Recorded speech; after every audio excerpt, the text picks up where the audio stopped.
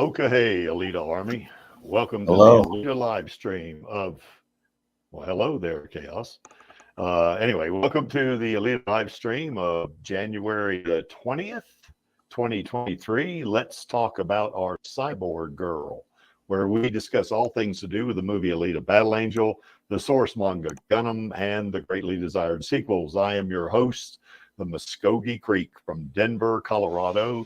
And our co-host Angelus is at work, so he's not going to be able to make it, but he is out in the chat, so that's pretty cool. Also with me in terms of our guest would be Lee. He is from Fountain, Colorado. How's it going, Lee? Howdy, going pretty good. Cool. And we also have with us Chaos Nova. He's from Mentor, Ohio. How's it going, Chaos? Going great. Hello, Vladdy, too. Hello. Yeah. Hello. And Yeah, and from the Shires in the UK, we have Vladdy. How's it going, Vladdy? good evening. Pretty Or is good. it Vladdy or is it Vladdy or Vladdy? Which one do you prefer? I assumed Vladi was just like the American accents. Yeah, it's normally say Vladi. Okay. So I wasn't really. Vladdy. Okay. Well, Yeah. So But I thought it was just like it'll the be Americans, just their accent saying Vladi or whatever. Yeah. Yeah, like us Americans do. Weird Yeah, Yank exactly. accents. I know how it is. Yeah, that's right. We do have weird accents over here. That's for sure. And also from Arvada, Colorado, we have Do Not Stand By. How's it going? Do Not Stand By. Good. Looking forward to the weekend. I got some tips on the best places to go sledding with my daughters, so I'm looking forward to trying them out. Oh, lucky. Oh, wow. It's just bitterly Yeah, we have cold. a really There's no nice snow. Yeah, we got some really we got nice tons snow. of snow here. Yeah. Yeah, we do. Yeah, we just got haven't like what tried here the about 2 or asphalt 3 yet. days ago. Yeah, we got like 2 or 3. I mean, rather 4 to 6 inches of snow, which I assume you had a similar thing there. Do Not Stand By. Yeah, that's right. It wasn't too bad shoveling, but there's still plenty of it, and it's pretty good quality for sledding. Yeah, and I think we have a sledding hill not too far from my house here that's really long, and the kids line up. You think it was a ski resort out there, they'll park along the side of the road and start sliding down the hill. It's pretty cool looking, actually. No Angelus Okay, today? well, I'm glad you got. No, Angelus is he's at work, so he couldn't make it today. Oh, by the way, Angelus But was he is in asking if that was a traditional Creek Indian greeting. a traditional Creek Indian greeting. What Hoka was hey. that? You mean how I? Oh, Hoka hey. No, that's yeah. I remember telling Maxie about this. He was under the misconception that it was just a greeting, but it's not. It's actually a Lakota phrase, which many people call Sioux Indians, but Lakota is their actual tribal, name. And really, what that Hoka hey is, it's a war cry. And when I guess when the Sioux Indians, the Cheyenne, and others, the Arapaho, I guess, and there was some others, I think the Arapaho were in there. But anyway, it was like 4 or 5 different tribes that were all congregated into one massive, village. So massive, they had anywhere from 4,000 to 5,000 warriors in it. And General George Armstrong Custer, with like 181 troopers, thought he could attack the village and wipe them out, or bring them to heel or something like that. And as Custer, started his operation against them, the warriors, you could hear them say, "Hoka hey, it's a good day to die," So that means they're going to go fight him, It's So a good that's, it's a good basically cry what for the that Alita means. army as well. Absolutely. Yeah. Although we don't want to die, we want to get the sequel. So Hoka hey, it's a good day to get a sequel. Sequel or death. Well, That's yeah, there's right. there's the Federation song. It's a good. Well, it actually starts with Troopers 3, but yeah. Yeah. Well, you know what? There's also in Star Trek, where Worf, he's the Klingon. Well, that's the on Klingon cry Enterprise. going back. The Klingon cry going back to you know, it's what the Klingons say. They don't In say their own ho- language, they say it too. It's a good day to die. A Klingon war cry. yeah, yeah, that's right. They don't say Hokahei, but they do say it's a good day to die, you know. So anyway, that's it looks like we lost Lee there. It looks like his He might be having trouble. Now I've been it's having audio. on. I've been having on and off. there he is. Yeah, I've got a loose There he connection is. in the He's back. USB port, and I bumped it with my fan. I hate loose USB ports. Pain of my existence. Yeah, I was having a little trouble with mine. It kept freezing my mouse, so I had to reseat all the USB connections on my. I've got like a little switcher, you know, that a KVM switch, you know, that I can switch between systems, and I had to reseat. I had to reboot my system for one thing. Then I had to reseat all the connections to it, you know, so it would work. Because I said, "Oh God, this can't happen while I'm streaming," you know. So, Yeah. It's normally micro Yeah. USB stuff So for me. anyway. They always end up getting really loose. Yeah, they do. Tell us about this Chaos Nova. I noticed you had a little thing in there about Vlad the Impaler. You know, It's part of my. Kidding. It's actually part of my first lore video episode 1, and it's Okay. just talking about how Dusty Nova and just the Nova family in general. Well, I shouldn't say Nova family in general, but Den of Barjack. You have the line of like, it's actually steel girders, and they have the dead bodies on the girders, like shish kebab style, and that's pretty much inspired straight out of Vlad the Impaler. But the Barjack did. Oh it. yeah. Hmm. Okay. Oh, by the way, going back to the Hokahei thing, Nordley says that Alita has that, that hi-ya, how she does when she's kicking Garishka's arm off. Basically, that's kind of we got Safani sung on. We haven't seen Safani for a while from California. How you doing, Safani? Hey, Safani. Like you're muted. Yeah, it looks like he's muted. Hello, Quickie. You guys. Sorry, guys. All right. That's okay, man. That's all right, because I didn't see you guys long time. Yeah, glad you made it back, man. I don't know, because I was busy playing video games. Sorry, guys. Yeah, well, that's cool. That Nordley bringing up that hi-ya thing is that she says when she's hi-ya, like she's doing that axe kick on Garishka's arm or his shoulder, separating his arm from the rest of his body. That's actually kind of a karate thing, I think. And Yeah, I think they call that Ki shout. It's one of the Ki. Yeah, that's axe right. kick. Yeah. Yeah, that's right. So anyway, how you guys all doing? You know how's things going in your locales? How's it going there? Chaos? Are you Chaos? You guys get any snow? It's below freezing temperatures, but no snow. That's honestly fine. The storm was nasty. I could do without it for a little while. It'd be cool. It'd be cool if there was snow on Groundhog Day when I turn another year older, but we'll see. Over here is my California's flat over there. It's flat placement California, flat places in LA. Yeah, I heard about that. It's finally raining after years of drought. I know that. Yeah. The same. Safani, you might not know this about me, but when I was a little kid, which is not all that long ago, Angelos. Yeah, really. But I actually spent part of my childhood in La Puente, California.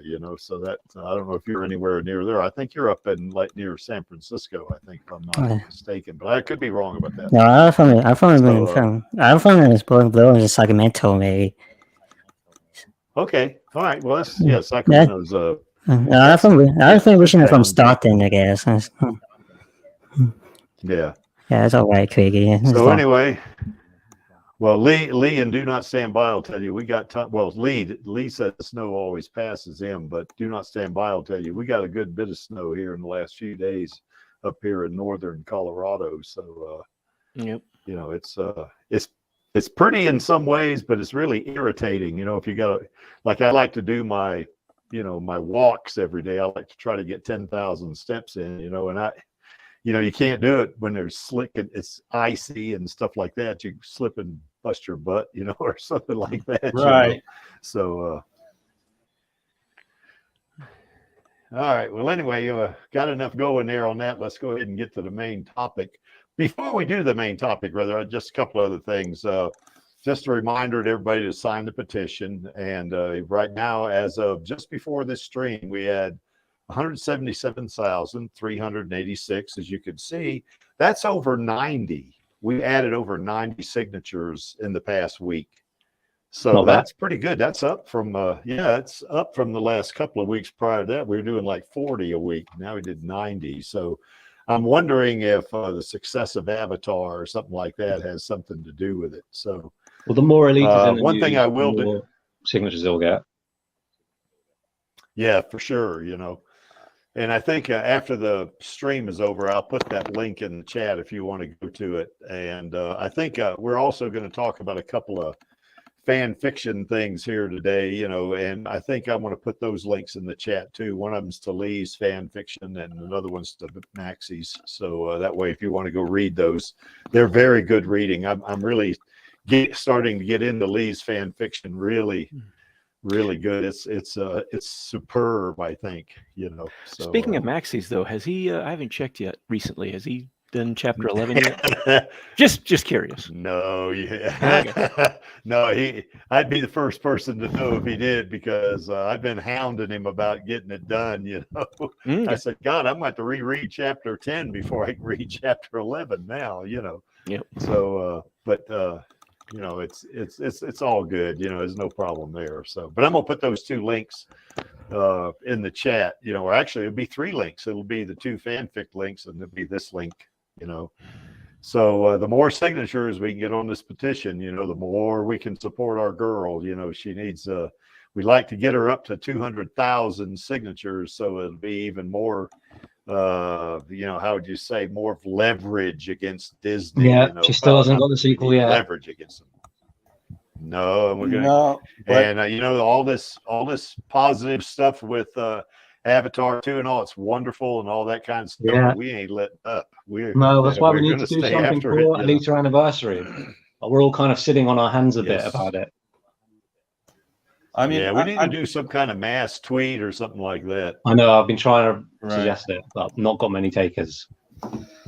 Something too is that, depending on what each, because I believe a number of us have over 1K viewers, and I just don't know about the viewing hours because that's kind of private to each of us. But if we get to the YouTube partner program, as I just did today, YouTube can at least advertise or do more suggesting our videos to other people, and that gives more outreach. Congrats on that, man. That's pretty cool. Yeah, I've got a lot of copyright content on mine. I'm not sure. Oh, I could probably I do too. It's not having 0 copyright violations. It's a question of having your most viewed. I could give a few tips here. Your most viewed videos should not have copyright violations. And the second part is organize your homepage and put the ones that don't have much copyright violations at the forefront.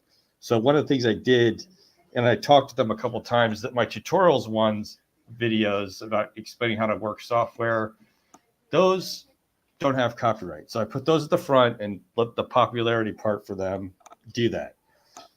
So okay. Well, you can put your live streams your live streams aren't copyrighted as far as I know. I don't think so. Exactly. So you could put those on your homepage, put them at the top list, top of the page, and see if that helps. And just just keep trying. Yeah, I could just move the playlist up, I guess, is probably what I would do. But anyway, and of course, then I'd have to take off the Radio Chaos. If I was going to do it, I'd take off the Radio Chaos, videos I have on there, because I like them too. I like to kind of promote those, because my channel is all about promoting Alita, not making money, But exactly. But hey, if you can make a little extra money. Yeah. They don't give you much. The big thing that matters more to me is that YouTube is suggesting it to other people, and that's outreach. So that's the part I care about. Yeah. As it stands, I'm still gonna have to keep going to work. It's just the way it's gonna be. Yeah. Yeah, I think, well, I'll probably do it too because I've got over 1,000. So, Yeah, I've just had- keep trying I guess I and crossed. just keep trying and do some adjustments with your homepage if it doesn't work. Yeah. It took third time was a charm for me. Okay, cool. So that's what I'll do then. I'll look. I've had 2 or 3 people say, "Man, you should be monetized." You know, well, okay, maybe. You know. So anyway, all right. Well, I'll certainly take a look at that. But anyway, mostly important is, of course, is our girl. We want to, you know, if I don't get a dime out of this, I'm going to be okay with it. You know, I want that sequel, and I not only want a sequel, I want a damn trilogy, and I want even more than that. And I want anime. I want live action series. I want merch, you know, I want more comic books, if you want to think of it, manga, you know, that kind of stuff. So, and I think Is Kashira on another break? Kashira, I don't know. I haven't seen anything come out since Volume 8, and Angelus has been after me to read Volume 8 of the Mars Chronicles, which I have not done yet. Angelus will probably give me a hard time if I don't read that by the next stream, because he'll be back by then probably. But The no, other thing I'm don't trying know to if he is or do is not. I'm trying to make Friday be like an Alita Day thing where we try to get like multiple things going on. So if anyone else has some like Alita stuff type of content on Friday, let me know, and I could try to This write Friday. and just say that it's a whole bunch in a row, so it's more visible that way. Well, I know you mean Friday after after Next Valentine's Day. Yes. Oh, next Friday. Oh, I thought you were going to wait until Valentine's because that's when Alita came out, wasn't it? I'm just saying if you have it a regular thing every Friday where you have a bunch of Alita content in a row, it works. Yeah. I got you. Okay. Well, I'll certainly do my part. You know, I was thinking of doing a short maybe of Alita, of Rosa. I said Alita again instead of Rosa. From her, like photos from the Critics' Choice Awards. So that'll be an easy one to do. Angelus says about not She's very reading pretty. chapter 8 of the Mars Chronicles. You know, hey, you better be ready for a ass whooping. Well, maybe I better read it then. So that way, oh, look at this. That's pretty cool right there for Lewis. You know, yeah, nice. Nice. Jealous. Movie poster. That's cool. Yeah. Yeah, I am too. I'm jelly. Yeah, that's right. That's real cool, Lewis. Yeah. Okay, so anyway, back to where we always do what we always do. We always you know, devolve into other subjects, which is okay because I do it more than anybody. So you know, hey, sign that petition. If you have not signed it yet, sign it, and I promise at the end of the stream I will put, because I can't update the description while the stream's going on, but I'll put this link and I'll put the 2 fanfic links in there, so that way you can go read those, because I highly recommend them, and it's another way to support our girl. So, and as just before the stream, I went and looked at the box office numbers for Avatar, and it is now up to $1.953 billion, and it's in 5 weeks. That is ridiculous. $2 billion by the weekend. That's right. That is like, and of course that will be 5 weeks at the weekend. I think that'd be actually 5 weeks. So that we're looking at $400 million a week. I mean, holy mackerel. You know, or no, it's 400 million a week.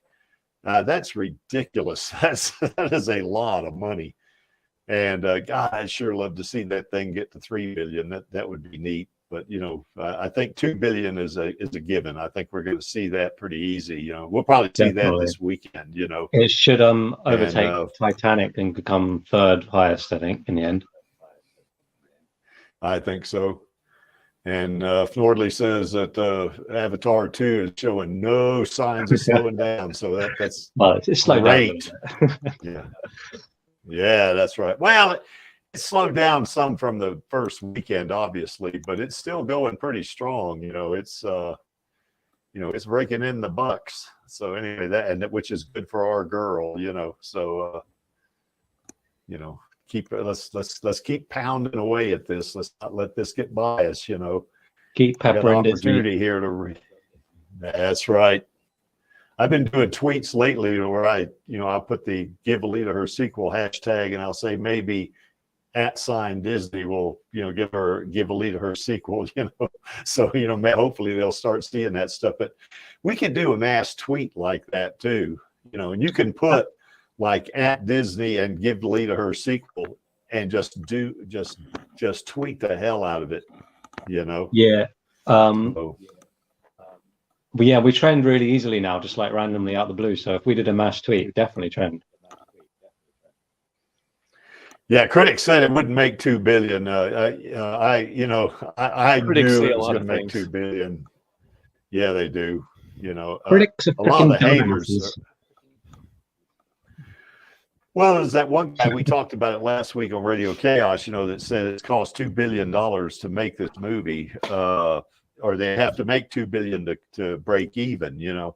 And I know he was going through the each individual thing, and all that, but I still find that hard to believe. I know, Well, it's just I know categorically not true. theaters have got to get their, they got to get their cut. The other people got to get their cut. I get it. I get all that. But every movie has to go through this. Every movie gets a cut, So I mean, Cameron clarified that he didn't actually mean top 4 of all time to break even. Yeah. He said, so no one's got an excuse of the 2 billion thing anymore. Like there's this like mainstream BBC, well, he was on the BBC critic, who I like to listen to their podcast, although they hate Avatar, so now I'm giving up on them. But he was saying, and it's still got a little bit left to break even at 2 billion. And this was like a few days ago. Yeah. It's just like, come on, man, you're supposed to be a film critic. Don't you follow like movie news websites and stuff where they say, they pretty advertised well that Cameron clarified what he meant by that. So he had no excuse. Yeah. Well, Fnordley also brings up the fact that Disney needs these Avatar movies, because I think Marvel's kind of running out of steam. Yeah, and look what happened to Star Wars in the cinemas. Yeah, I mean, it didn't do well either. But, I watched Thor Love and Thunder here last week, a few days ago. And, I enjoyed it okay. I enjoyed it okay. I mean, it was all right, but it looks fun. It's not a movie I'm going to watch over and over. I mean, I probably won't watch it again, but, it was okay, but it's not, it wasn't as good as Thor Ragnarok, wasn't in my mind, but it was entertaining. So I was okay with it, but I'm not going to watch it again, probably, but anyway, yeah, they do need additional content. Disney does, I think, and they need to stop rebooting some of these animes that they're doing. They need to stop that. They need to just get on with it.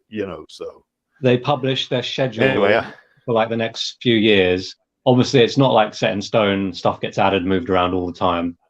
But yeah, it's just loads of like the standard stuff they've been doing for ages. There's a few original things in there. But they probably suck because it's made by Disney. Yeah. Well, Disney's okay. They're just a little slow to move, I guess, sometimes. Well, I think Disney recently has gone downhill a bit. It used to be they were really good about, stuff like that. But recently it seems they're focusing too much on the money and not on what gets them the money. Well, focusing on quick money. I mean, you can invest on new things, but it's a risk. It might do well, might not. Yes. They seem to have gotten real gun shy about risks now.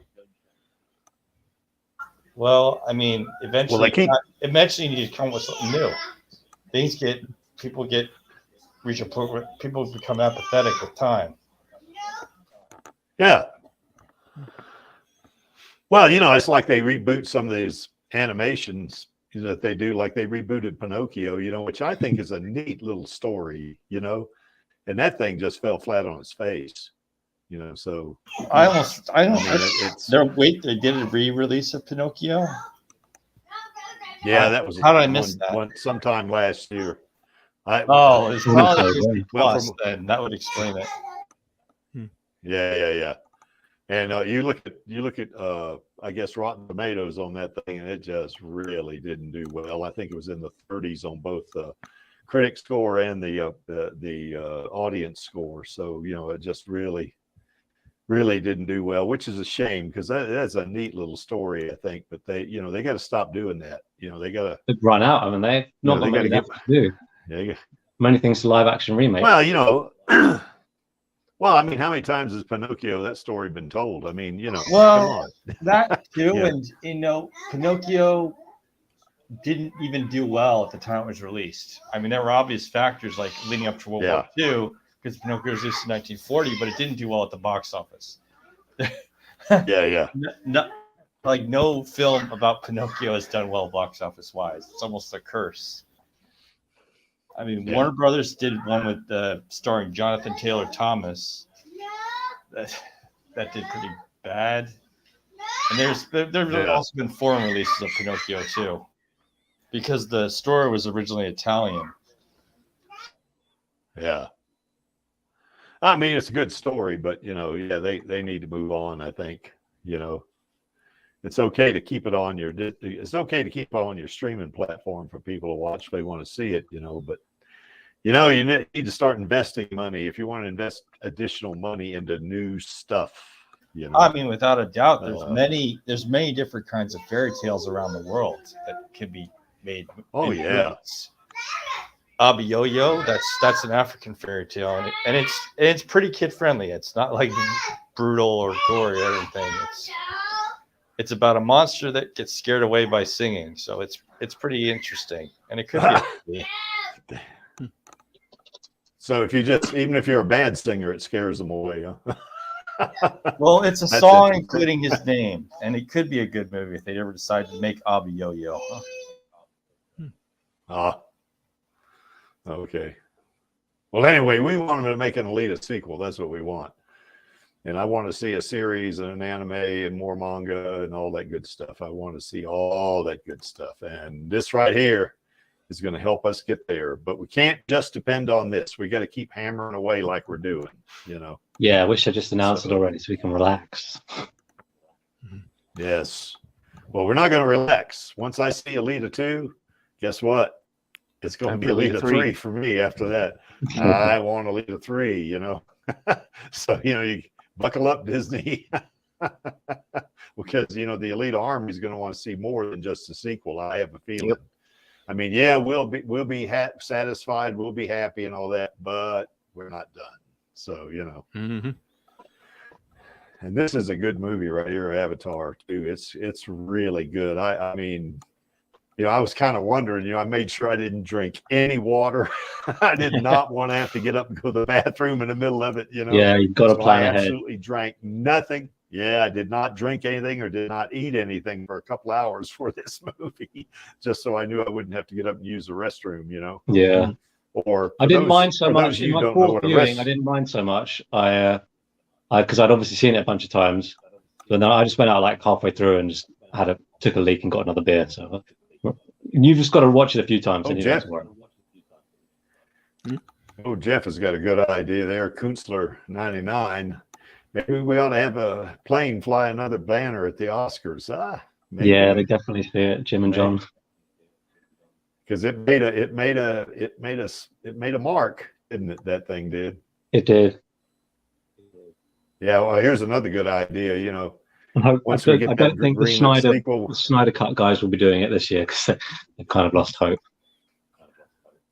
Yeah, I think so. Since they fired Henry Cavill, which was the weirdest damn thing I ever seen. They back for 1 month, and then they fire him because Warhammer 40,000. So we'll see. Yeah, well, for him, I guess it's going to work out. Yeah, for him, it's going to work out. But I mean, I am disappointed they didn't, have much after Justice League, but it happens, sadly. Yeah. Well, he actually wanted to play Superman. He wanted to do it. And I guess Dwayne Johnson, The Rock, got him back in that cameo. Which was he invited him back for Black Adam. That's true. Yeah, that's right. So, yeah, we ought to fly a banner. Yeah, I don't know if The Rock is gone, but he's certainly, that movie didn't do as well as they had hoped. I watched it. I liked it okay. It was pretty good. I'd probably watch it again. I'm not going to watch it 60 times. like I do Alita, you know. But it was pretty good. I enjoyed it, you know. Just looked like another I think movie to me. Yeah, I think Nordley had a great idea here. Is when the sequel's greenlit, we definitely should fly a plane saying thank you for our Alita sequel or something like that. Yeah. Or thank you Disney. No, I don't want to do that. That makes me feel a bit Disney's sick, actually. Yeah, bloody. Thanks, Cameron, maybe. You gotta write that. Thank you, Lightstorm, maybe. Disney should have greenlit it in 2020. Yeah. They're only doing Well, it now because like Cameron is forcing them to. So I don't think we should thank Disney. We should thank Cameron and Lightstorm. Yeah, give the praise to Cameron. Let Disney know that they need to stop waiting on him. Exactly. We're here for Cameron. We don't care about Disney. We want creative independence for Cameron. We don't want it to be a Disney thing. All right. Well, all right. I guess I can agree with that. So we got a couple of things in the private chat. What is this you put in here as your Facebook? If I'm going to showcase a video that someone puts up about Alita, just message me in either one of those things. Okay, let me put that in the public chat. There's two things that Chaos Nova's got here, so I'll put this one in here because nobody else can put it in there because it'll be treated like a bot, you know. So there's one of them. That's one of Chaos. That's Chaos Nova's Facebook page, and then here's his Twitter address. Let me get that in there. Okay, there it is. So. All right. Well, anyway, I think we beat this up enough. I watched the movie that? along with Alita Vibes tonight. It's a new one on Netflix, Korean, called Jung_E. Okay. It's pretty good. It's got some Alita vibes in it.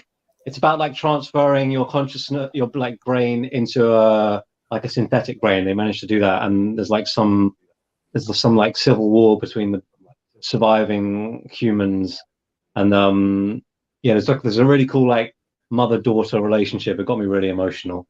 You should check it out. It's all about cybernetics and stuff too. Okay, so anyway, check that one out for sure. That's not going to substitute us for Alita, but you know, that's the definitely not.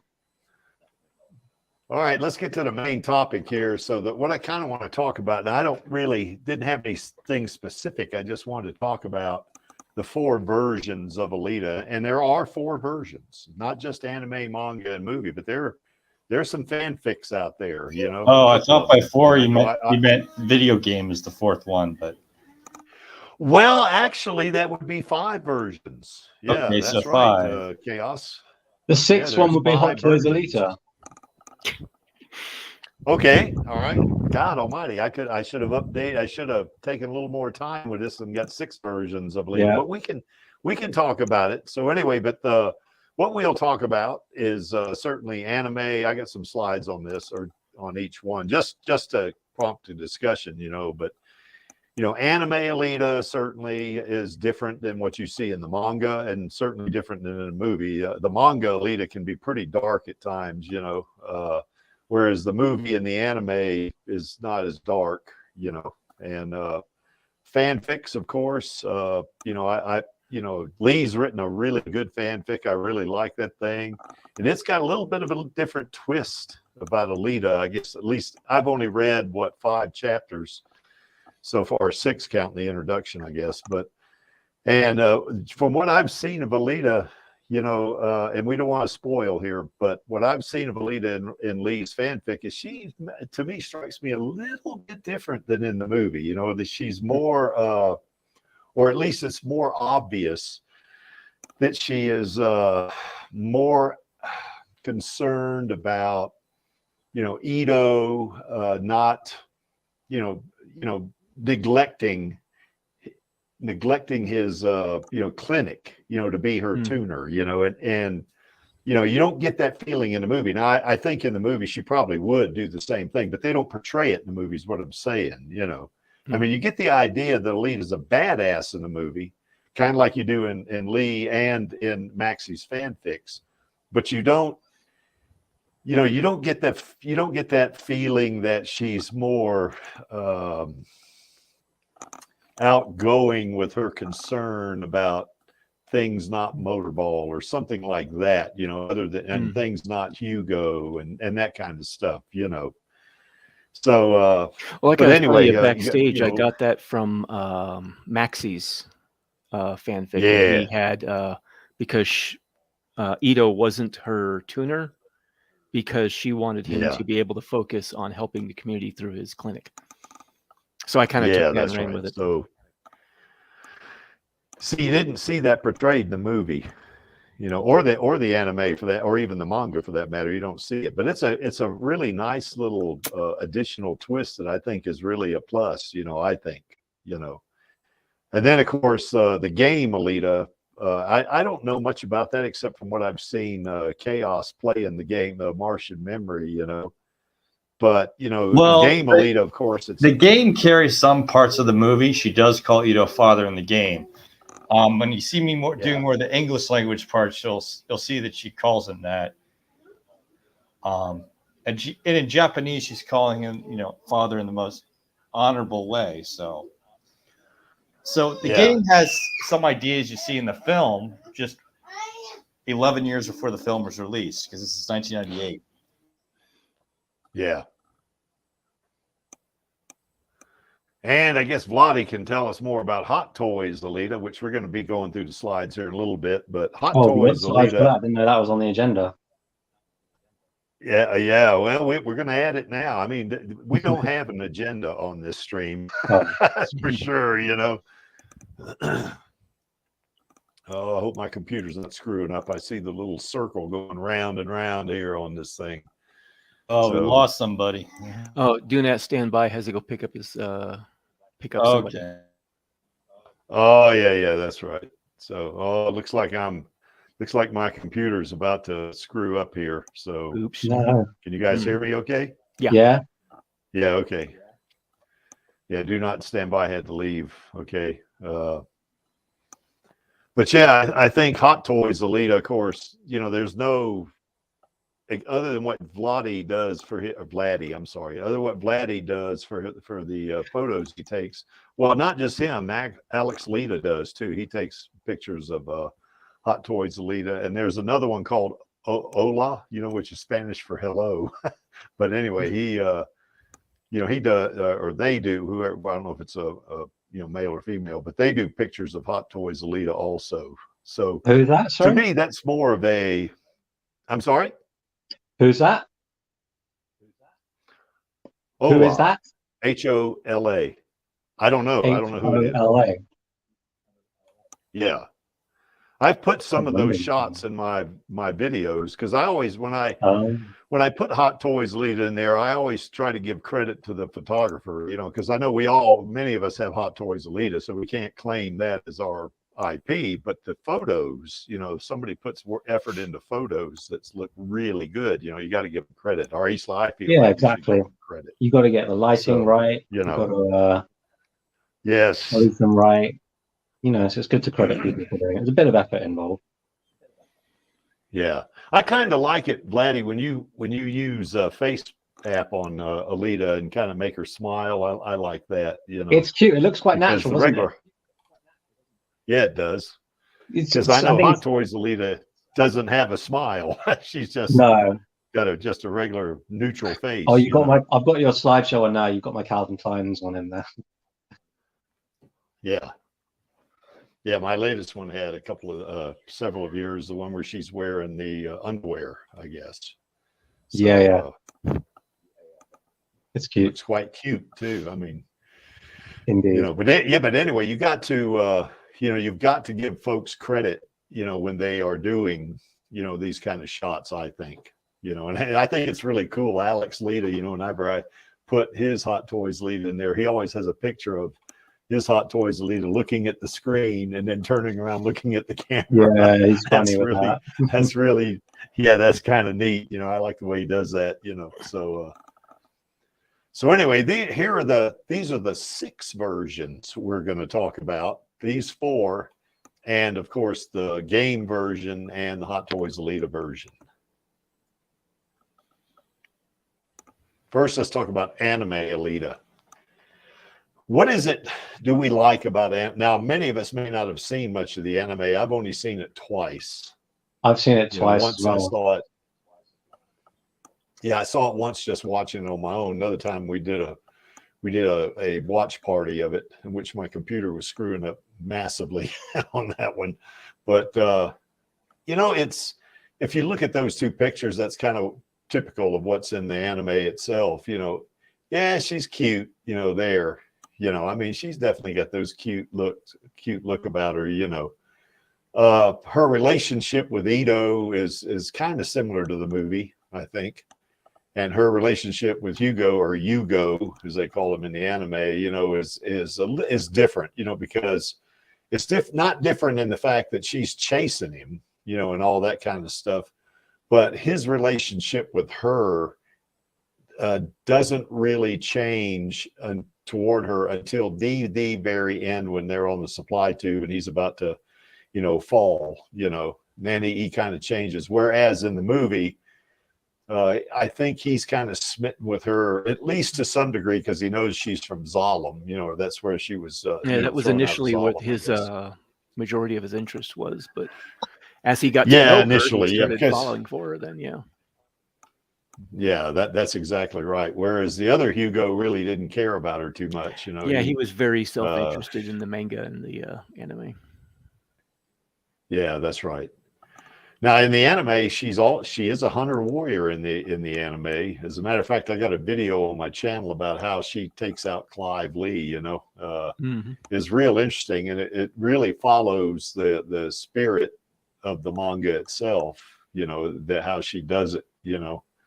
So it's pretty cool. But what else about, if you guys have seen the anime, what is it about Alita in the anime that maybe you like or maybe you dislike? What are some of those things? I prefer a voice in the movie, of course. Yeah, I can't say I was really all that. I like her, the British voice for Alita, not the American one. Yeah, that's the better one apparently. I didn't much care for the voice they had for her in the anime myself. No, it's a bit like it's a bit like, I don't know, it's like high pitch and a little bit screechy, I think. Yeah. Yeah, I think so. Yeah, that's irritating to me. Certainly I enjoyed watching the anime, but I'm not going to watch it 60 times. If it would get us a sequel, I'd watch it 60 times. But but yeah, you're right. I think the voice of the woman who has the voiceover for Alita, to me, it's like oh man, it's really piercing, in terms of listening to it, and it's really hard to take for me, so. Yeah, I haven't watched the anime for a few years. Maybe we should do a watch party. I plan on doing it because, I'll give you a little.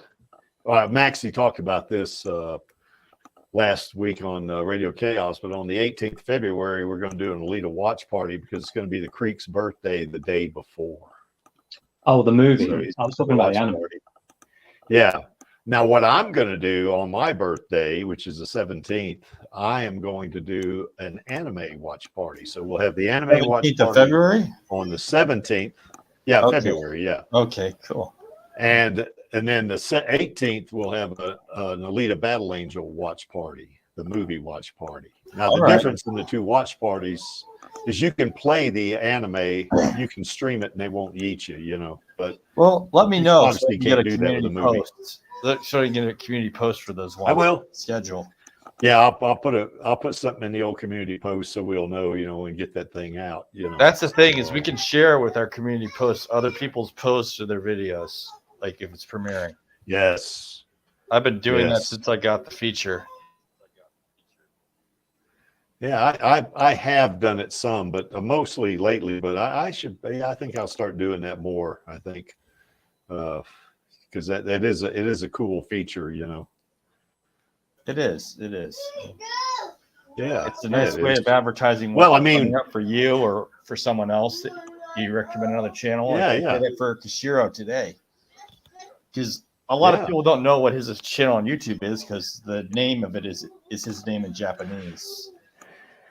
Yeah, that's right. Yeah, I follow it. Yeah, I'm one of his subscribers. So yeah, he's pretty cool. So, and you can always turn on closed caption too. You know, so if Which you is can't read something I've been Japanese, working on. I've been working on getting subtitles in my videos so maybe other people with different languages can understand them. Yeah. Like maybe Spanish would be a good one, I think. Oh, I do that. How is the auto translate any good? It's decent. There are some languages it's not perfect. that I've I've talked to someone who, I talked to my mom and she's at least I had her look at it because she speaks Romanian and she's familiar. That's kind of like my whole descendant part. But she talked about it and she said it did a terrible job with some of the inflection and some of the more finer parts of the Romanian language. Plus, when you do translate from English to other language, you got to be careful of the adjectives and adverbs because they can really. Oh yeah, there's false cognates. It can really mess up. I mean, embarazada in Spanish or some similar Romanian does not mean you're embarrassed. It means it's saying I am pregnant. Yeah, that's right. That's right. Or embarioso or something like that. Embarazada. And put in mind, there's only a female cognate to it. The word that's kind of a hint. Yeah. So you want to stay away from those, of course. But I do like the anime Alita though, in terms of she's caring. She's got, you sense, or at least it's portrayed more of her protective nature of Hugo in the anime. I think certainly you got that sense in the movie when she's playing when she's in the murder ball match. That she's her protective instincts, once she finds out Zapan's after Hugo, she kicks into high gear with that. But I think in the anime, there's 2 or 3 places where it's almost like she's, like more than his friend, but I would say someone who's, gonna, be on his side, is gonna tell him when he's doing something wrong, and he's, that kind of stuff. That's the way she strikes me in the anime, than she, more so than in the movie. In the movie, it's like she doesn't really challenge him that much, I don't think. She's too smitten with him, I suppose.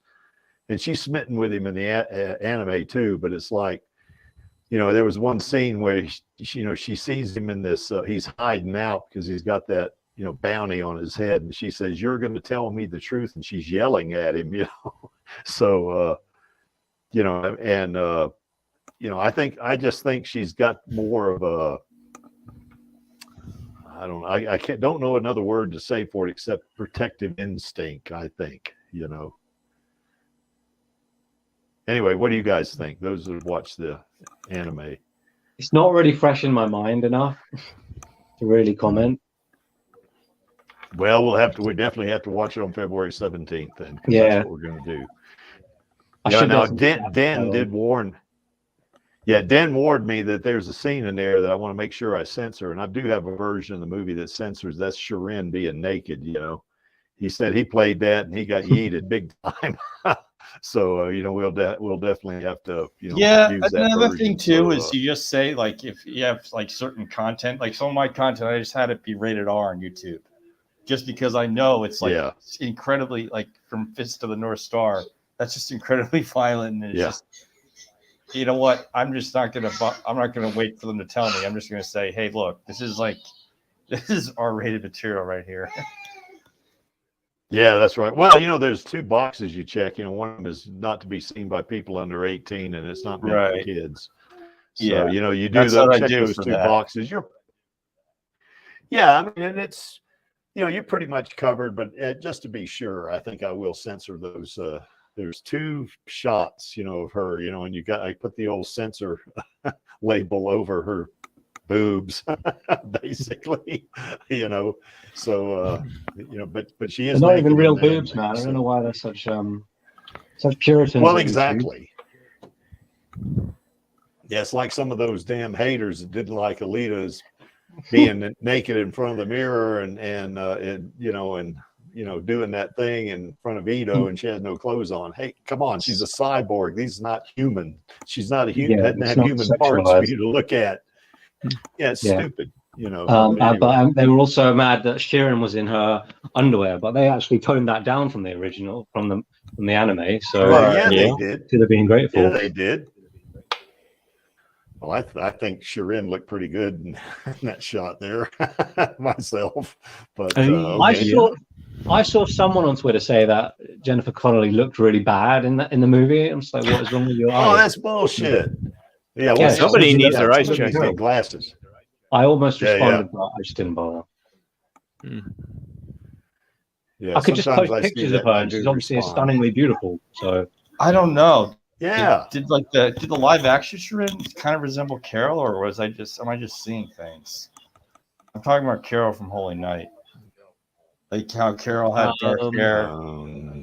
With the dark hair and stuff, there might have been some blue general eyes. similarity, but I'm not sure. I guess so. I'm not sure it was a twin. There could have been something inspired by Carol. I'm just saying Carol her body got destroyed, so I don't know. Maybe that's Ito's tragic loss in the film. The way somebody lost Carol. Yeah. So anyway, I agree with you that Alita's voiceover actor is, I'm sure, very talented and all that, but that voice, man, that's a piercing, it's a little on the high pitched, high end, yeah. Right. I mean, I'm like, even for the person who does the voice herself, she can do a deeper pitched voice, and it sounds better in the video game I played called Oni. That was the same voice actress. Oh, she. Jennifer Wynn, Amanda Wynn is the name. Oh, okay. I like that game. I played it back in the day on PC. Oh, I figured out how to play it in modern systems. It's fun. Yeah. That was like my first tutorial video, how to play it on modern machines. Yeah. Well, one thing I do like about Alita in the anime, just like I do in the movie, you know, she's cute, you know. She's cute. She strikes me as being she strikes me as being more tiny in the anime than she is in the movie. That just strikes me that way, you know. You know, like when she fights Clive Lee, you know, Clive Lee's a huge I think it guy. might also be because all the cyborgs in the anime were much bigger than the ones that they had her next to in the movie, except for, you know, the motorball. Yeah, that's right. Yeah. Yeah, a lot of the cyborgs. Stinger. Yeah, but I was thinking the street bodies, like the bounty hunters and stuff in the bar. All the cyborgs in there seem to keep a rather human proportions. Well, I mean, part of it was just how you're doing the special effects. I mean, you're motion capturing people, and in the anime or the manga, these people would do often, you know, as cyborgs, they have inhuman appearances, whether it's spider legs or. Yeah, the point was, it's just because of the more monstrous proportions in, like, you know, the other mediums, she'll probably look a lot tinier next to them. Oh yeah, but I mean, Rose is like 5'3", and Alita's like 4'11", so different height, different sizes. Yep. Yeah, that's right. But yep, she's cute. Got the big eyes too. That's another thing. There's a thing about those big eyes. I've read it. It kind of fosters trust, from what I've read. I think it's similar to the way a baby's eyes can look, or a child's eyes. Children's eyes look big. Yeah. Yeah. But anyway, yep, our girl's cute, even in the anime. Yep. And she's a high-lacious fighter too, just like she is in the movie. So it's interesting how yeah, that's right, Angelus. Big eyes are more expressive. Yeah, that's exactly right. Boy, they sure got Rosa. They got the right person in Rosa to get her to do that. Man, Rosa knocked that out of the park. But anyway, yeah, it's Yeah, it's kind of interesting how Kishiro had that thought about having a little petite, tiny thing like this pack such a a wallop, like it's I mean, anybody that would come across her in real life, if this was a real life situation, and thought they could bully her because she was only 4'11", oh my God, they would be in big trouble. They'd be in for a shock. 6'5", big 6'5" weightlifter, try to push her around, or take advantage of her, and she'd beat the crap out of them. That's what I like about her too. She's catches you off guard that way, I think. Yep. Yeah. Don't judge a book by its cover. Mm-hmm. Exactly. Yeah, she may be tiny and petite and cute, but oh man, you better watch out. There's a lot of force behind that tiny, petite, cute. That's right. Holy mackerel. That's one of the things that struck me when I saw the movie the first time. I thought, good God, is this possible? I said, oh yeah, she's a cyborg. So yeah. So okay, I guess anything else about anime Alita?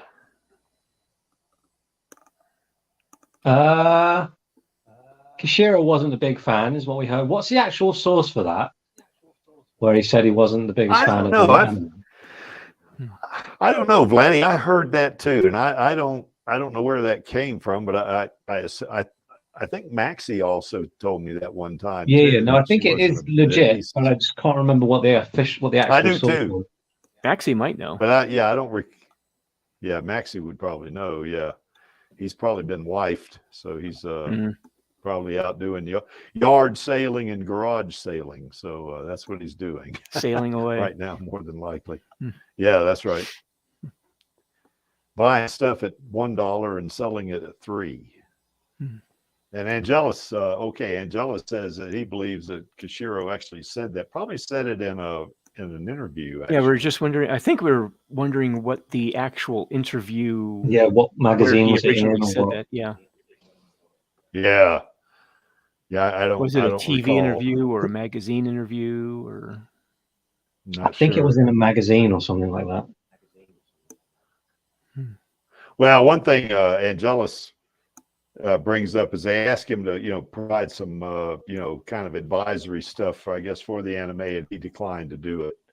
He didn't like the characters that they had in it, so I don't know. Fortunately, he liked the movie.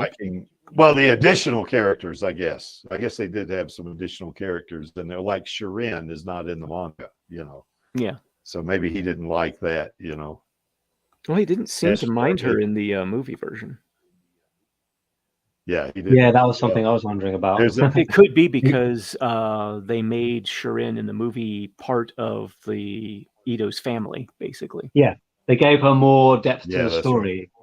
Right. It meant so much to the tragedy of their story that Ito and Shirin lost the daughter and then they separated, and so I think that's why he likes it more than the anime. Yeah, the changes.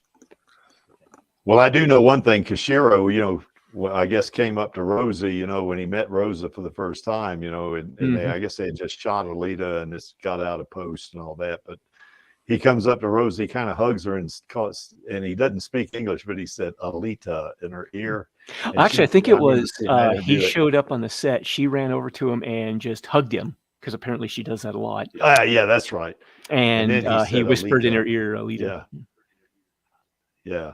And he also thought that they didn't have to do motion capture on on Rosa because he thought she was pretty enough just the way she was. Yeah, she looks I can't argue with that.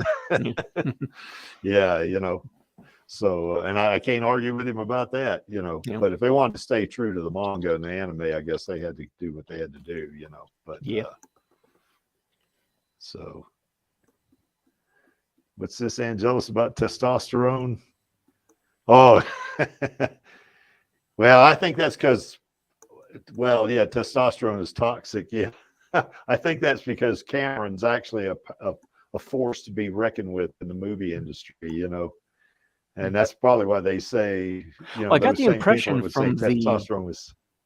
I was just going to say, I got the impression from the interview that that was from, that he was saying it was when he was younger, it kind of he felt it interfered with his creativity a bit, kind of making him more inclined to certain types of, I guess, stories, and he had an interest in other things. I thought it was more about getting angry at executives and stuff, and now he's just mellowed out. Yeah, that might be it too.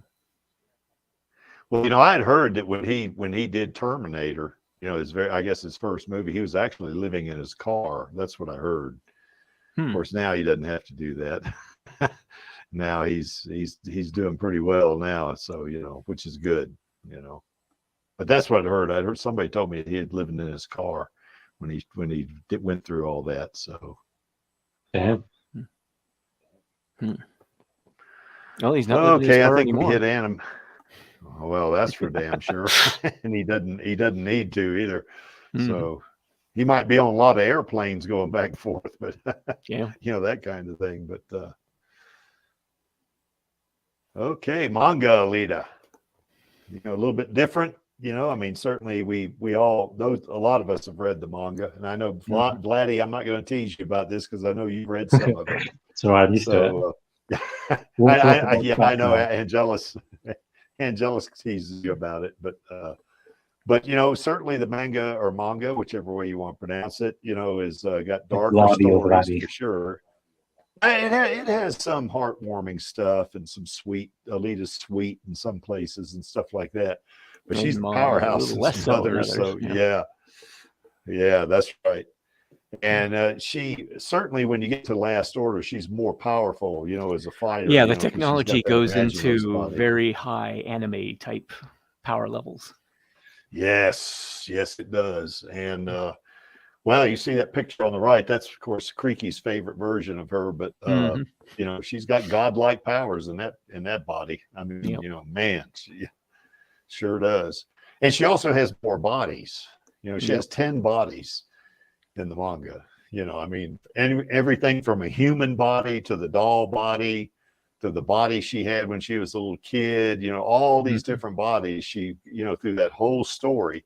And it kind of shows her evolution a little bit, doesn't it? Yeah. I remember that one picture that they had with the very first time when she got her first body in the foreground, and then the other bodies later on, like behind her, and each one getting a little bit more impressive looking and making her look a little more mature as it goes up. Yep, that's right.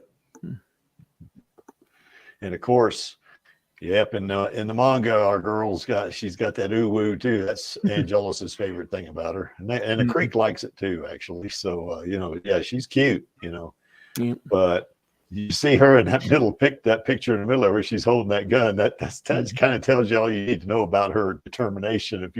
If you piss her off, So that's why I like that one thing where. Hugo, she's walking beside Hugo, and she said, some guys would be intimidated by a girl like you. And she says, why is that? So you could rip my arm off and beat me with a wet end. And she kind of laughs, says, well, don't piss me off. I said, yeah, that's right. Yeah, don't piss her off. That's right. Yep. So, but anyway, that's just a couple of points about manga, Alita. What do you guys think? What is about her that you really like or dislike, for that matter? Oh, that's a lot of stuff to go through. A lot of Alita in that. Yeah, there's a lot of Alita in the manga. More Alita.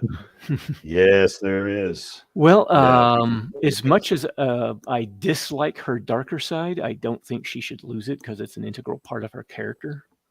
But she definitely has a monstrous bloodlust. Yes, she does, particularly in that Toon body before she meets Figure 4. Yep. Yeah. She's she's badass to a fault in that body. I mean, it's not her most powerful body, but it's like you say, she seems to delve into her darker side a bit more, sort of retreats into it. Yeah, she's like, almost to the point of being psychotic, I think, in some cases. Well, I think at that point in her life too, she had lost so much, she didn't feel she had much else to really go with, so she ended up getting kind of lost on that side of her. Yeah. And I think too, she might have been suffering a little bit from depression too. I mean, you lose Hugo, you basically lost Ito, so you don't have a family, Yeah. and you've got a different body now, and they threatened you with death unless you join their program. I mean, that's pretty low. I think that's a pretty low, set of circumstances right there. So which would actually it's also explain why she understandable that became such a good friend with Lou Collins too, because Lou was the only one yes, in the Toon program that treated her like a person. yeah, that's right. Yeah, but Alita, I really like that scene where she.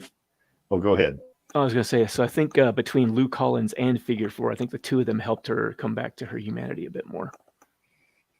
Yeah, I think so. Particularly Figure 4. I think he got her thinking like a young woman again. I think as opposed to a killing machine, a belligerent, almost psychotic killing machine. Yeah, exactly.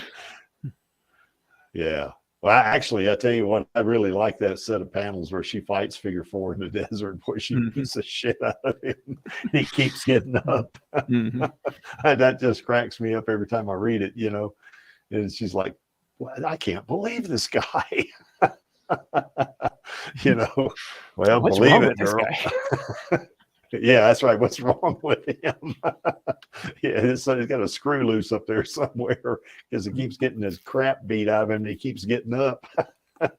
And I think also he treated her in a different way too. I mean, certainly people would fear her, but you remember there was that one panel where she says fighting or killing or whatever it was made her feel more herself or something. And he says, I like to fight more than as much as I like to eat, but I hate wars and the girls that fight in them, and man, the look on her face was like, holy shit, Well, there was also that one got her thing that attention, he said too about when she was going to beat, was it Yolg? Yeah, Yolg. Yeah. She was going to beat him because he expressed fear at dying. And she went kind of off on him, and Figure 4 managed to intervene and told her to back off because he had a family he was trying to get back to. It's like he's got something to live for, so he's got a reason to be afraid to lose it. Which I think and that also got gave her attention too. Yeah.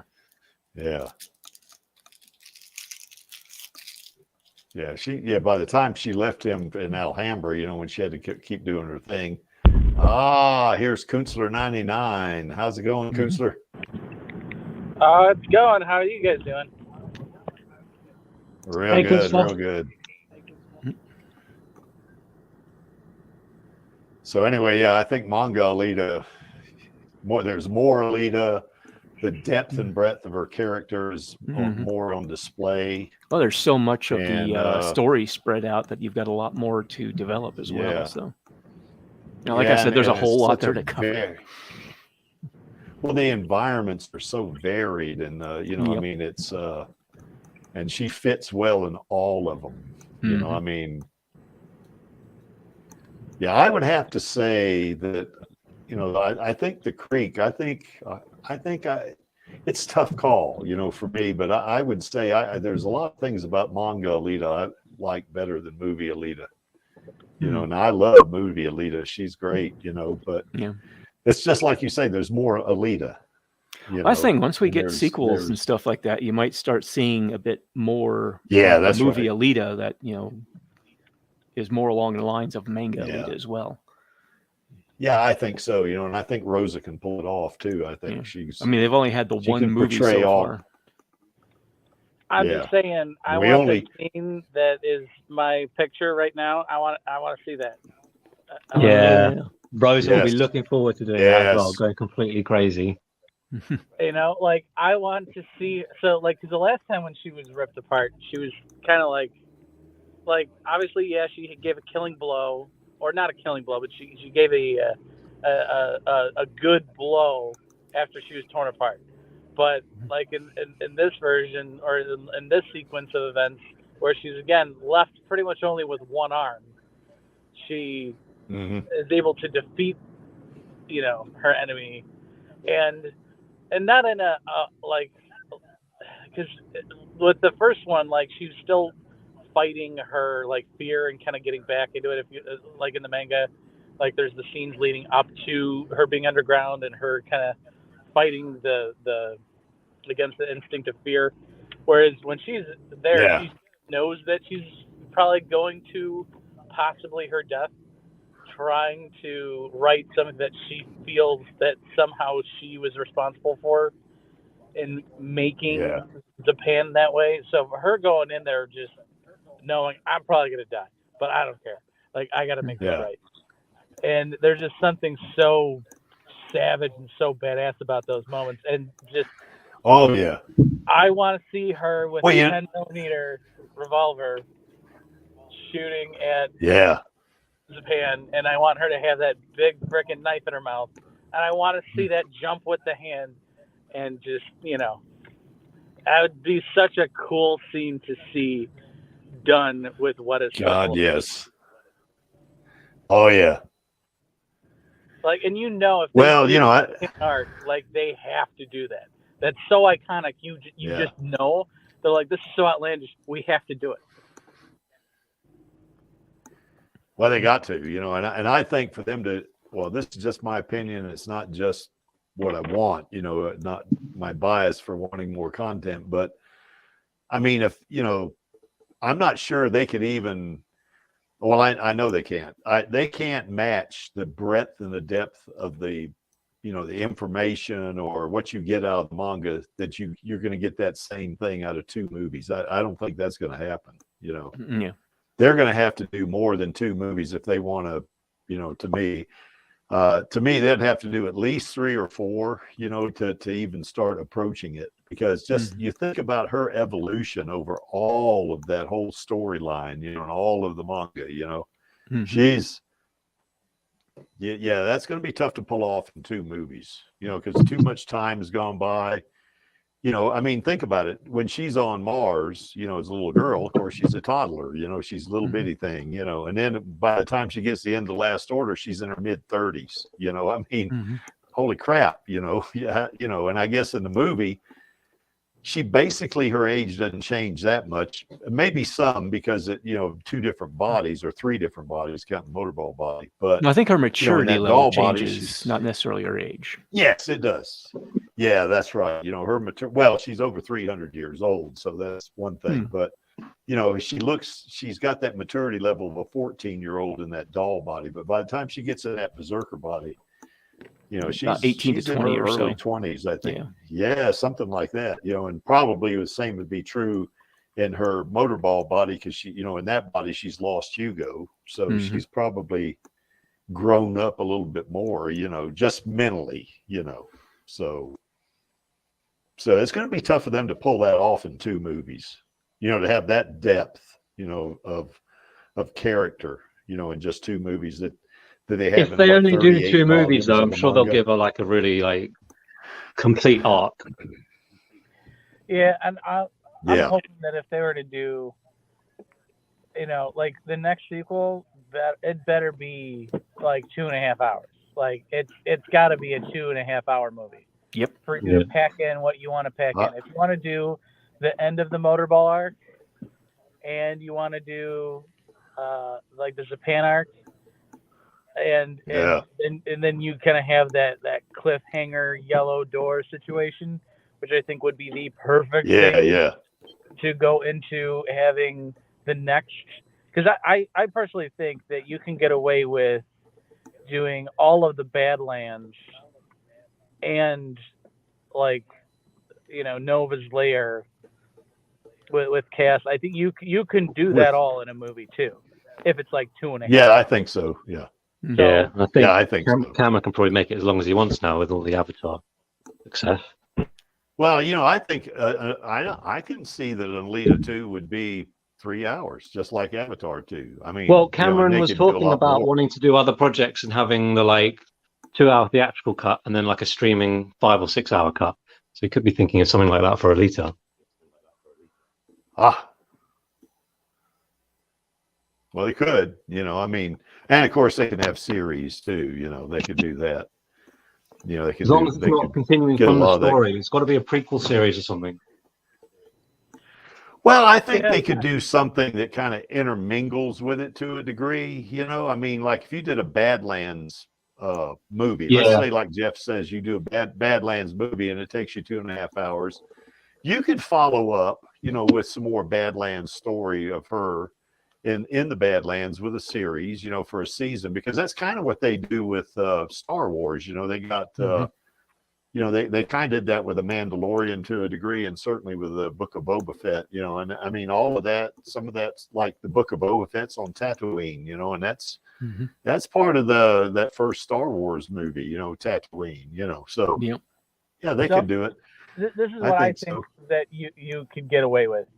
So I think for the initial series, the first 9 volumes, is you could have a completed story and you can leave room for the sequel, like, or for the next series, for Last Order, like at the end. They could kind of like hint at it. And which I know would be kind of impossible to do, but I think you could almost kind of do a partial kind of blending of the alternate ending and kind of the canon to Last Order, in a way of them interpreting whatever, especially if you have like the next series kick off with it basically just being like, it's Brain Chip Alita, that is what it is, and the real one's down on Earth, whatever.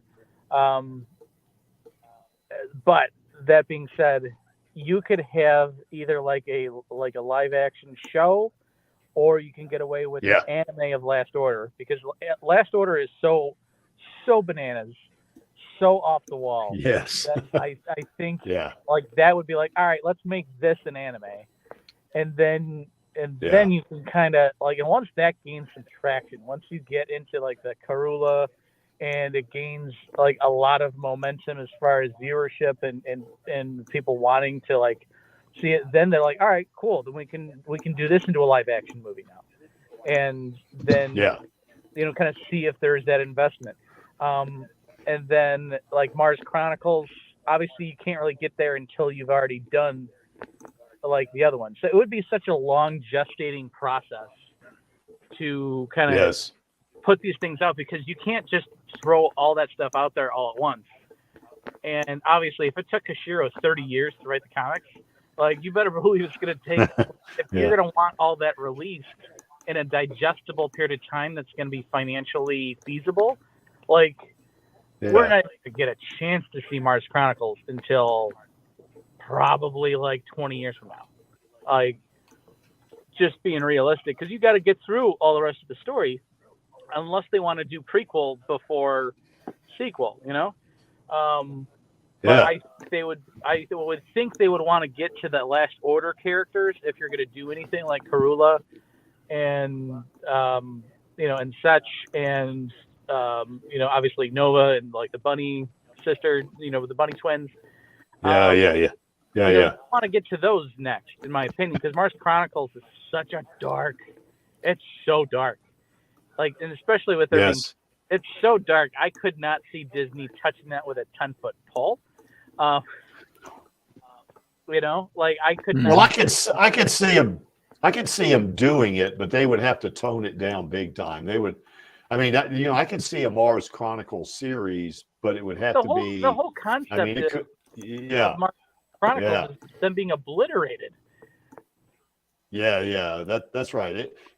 I guess I agree with you, but I still think they could do it, but it would be barely recognizable from the manga, I think, because it would have to be toned down so much, particularly Alita's origin would have to be done different, In the first book, in like the first 2 chapters, you get like a young girl who's probably less than 10 years old, have her head just cleanly blown off. Like, which, I mean, again, that's Koshiro style. I kind of love the hardcore aspect of the image of what war is like. Even in a fantasy world like that. Oh, Angela says he can see Kate Beckinsale playing Karula. So, I can see that. I I'd think never say no to Corolla would Beckinsale. be like if you're gonna go into Last Order, you would go into Last Order almost solely for the like Alita story and Corolla and the fighting. And if you're gonna do a tournament style fighting, like that's 100% anime. That is so anime that's not even funny. Yeah. Like that's Dragon Ball Z Yeah. type anime. Yeah. So I just think that's what my take would be on. Okay, if we're gonna see an anime, it's gonna be after the movies, and it's gonna be that. God, I'd like to see a live action Zot tournament. I think it'd be pretty expensive, though. You know, I think that would be. Yeah, especially for you to get the quality that you'd want to see out of it with the detail that they have, with how fast the movement is. You would have to do like with Avatar. Yes. Frame rate is so like such a high refresh rate that like it would get expensive as far as all that detail. Yeah. They'd probably do something like 90 frames a second or something like that. You know, to make, or even more, even, you know. That might be high quite speed camera to catch a lot of that stuff. Yes, it would. You know, but they could pull that off in anime a lot easier, I think. So, what did you think of the high frame rate stuff on the Avatar movie? I thought it was great. There was nothing about Avatar 2 I didn't like. I just liked the whole thing. My favorite character in that was Kiri. Yeah, she was really cool. Sorry? Cool. When I saw it I originally saw it in my local IMAX 3D, and when I saw it again in a better IMAX, it had like a better screen. The high frame rate looked like much better. I think it also depends on what kind of screen you're at. And I saw it at Dolby as well. I just saw the best one, and that was great. Yeah, I just saw it at more or less. Well, it was a large screen, but it was a kind of like a standard, you know, theater screen. You know, so was it not 3D? But it was. Oh, yes, it was 3D. I had to see it in 3D. There's no way it's got to be 3D. I might go see it again. I sat tomorrow. right down front too. In front. I think I'm going to go see it too. I wanted to see it. Yes. I'm going to go sit up front as well. Actually, I wanted to have one experience where it's like right in your face, and it's like Pandora's like completely all around you. Well, that's what I did. I saw it way down front row. Yeah, and I might do that. Man, That's maybe a bit extreme, but it's like I went to when I booked my tickets for Interstellar in the biggest screen in the country. I got the screen. I'd never been to that cinema before. I was just being stupid, and I got the screen the opposite way to where I thought I was on the booking thing. So I thought I had a nice spot near the back. But no, we were right at the front for Interstellar as well, which is like so like intense. Yeah. It was really cool. I love that. Yeah, it is. Yep. Oh, I love manga Alita though. Mm-hmm. More Alita, more story, more development or more evolution of her. You know. Yeah, and you get in her one head thing is, too. You know, it really like there's that inner dialogue that she has that's so revealing to her that the other characters it's not dialogued with. Yeah. So you get so much more of the character. Oh yeah, you do. See, I saw the movie first, then I read the manga. If I had done it the other way around, I don't know how my reaction would have been to the movie. Probably would have still been pretty good, you know. I mean, there's no spoilers. I mean, you can certainly read the manga and then go see the movie, but you know, the manga has got so much in it. You know, it's just you know, well, like I say, it's more Alita. You know, it's what it is. So. Okay, so anything else, you guys, about this? What you like or dislike about manga Alita? No, she's just great. She's great in the manga. Yeah. Yeah. Well, I do. There's that one side story, you know, where in Vladia, you know, it's a small spoiler. I'll turn down the volume. There's a side story there where she actually shoots this Deckman, you know. And I didn't like her then. Yeah, that was definitely her darker side.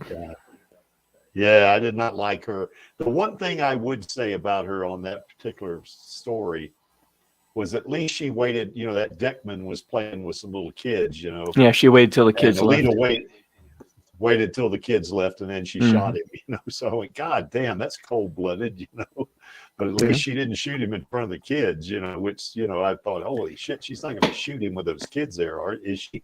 You know, that's so the thing. Even in she, that darker side of her, she still had a consideration for children. She seems to have a real soft spot for them. Yeah, that's right.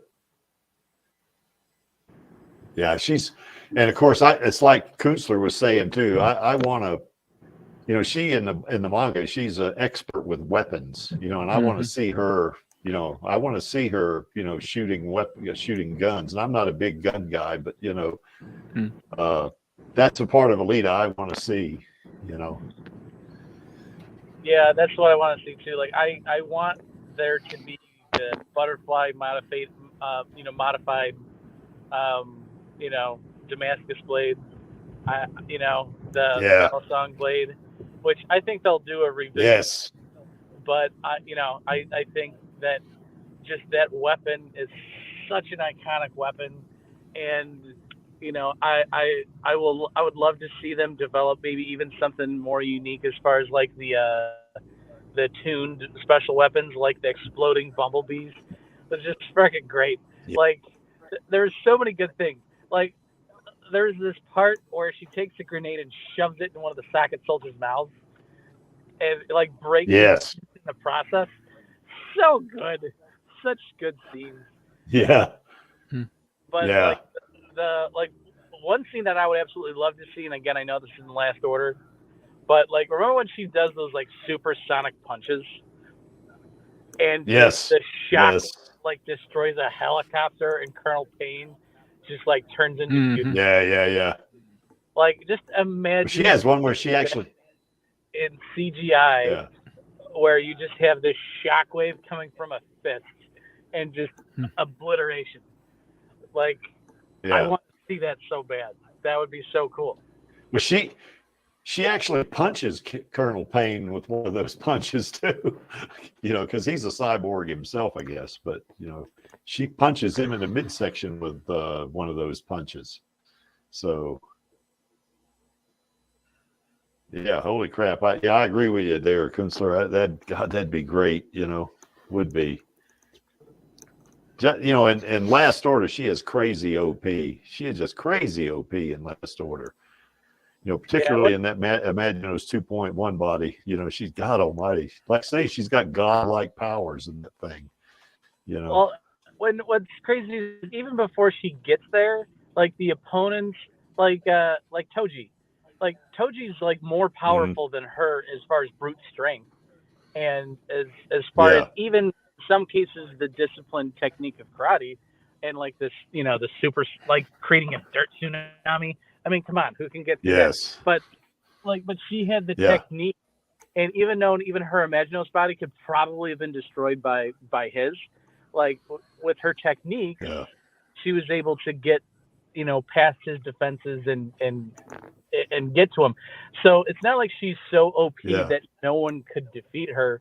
It's just it's about like her warrior spirit, and that's right. Her style and her fighting IQ, if you want to call it that, and that's what I'm talking about, because she's pretty powerful with what she has in the Imaginos 2.1 body, but her fighting ability, like I say, her fighting IQ is what really does it for her. I think that's what really makes her crazy powerful.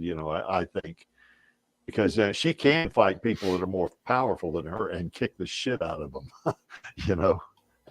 Anyway, I don't like the parts where she's, where it's like it's kind of like Lee says. I don't like the parts where she's so dark and all that. I mean, I granted it's her character, and that's our girl, but it's pretty. Well, that's the thing. To see her in that kind of a. Oh, go ahead. Yeah, go ahead.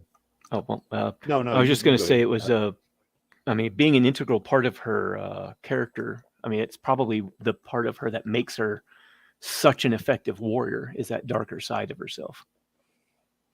Yeah, I think so. But it's tempered by her humanity. Yeah, which unfortunately she figure 4. Yeah, which unfortunately she does lose a bit of that during the Badlands arc, but she gets back when, like you said, she meets up with Figure again, or Figure meets up with Figure for the first time. Sorry, haven't slept much. No, that's okay. All right. Anything else about manga Alita? Oh, looks like we lost Jeff. He must have hit a dead spot in the cell coverage, or maybe he had to cut out. No, he has to go. Okay. So anyway, that's. Wait, is Kate Beckinsale all right? The actor who plays Celine in Underworld? Yeah. Yes. Okay. Yeah. She. Yep. That's her. Künstler had to go. Yes. Yeah, he did. Yeah, I saw that. Yeah, she plays a vampire. So she's also like Jennifer Connelly, and she might be like a vampire in real life because they just don't seem to age. Yes, and the Creek likes vampires. There's a lady on Twitter that I have fun with from time to time. Her name's Mistress Malevolent, and I'll put replies on her stuff, and she'll put stuff back to me and stuff. Anyway, she okayed me to use one of her songs to for an Alita video, so I'm going to use that. So, and it's going to be cool. So, Nordley likes movie Alita. Yeah, I can't blame you, Nordley. Me too. Ooh, She'll always be my number one. It's pretty cool. Rosalita. Movie Alita is pretty cool. Rosalita for life. Right.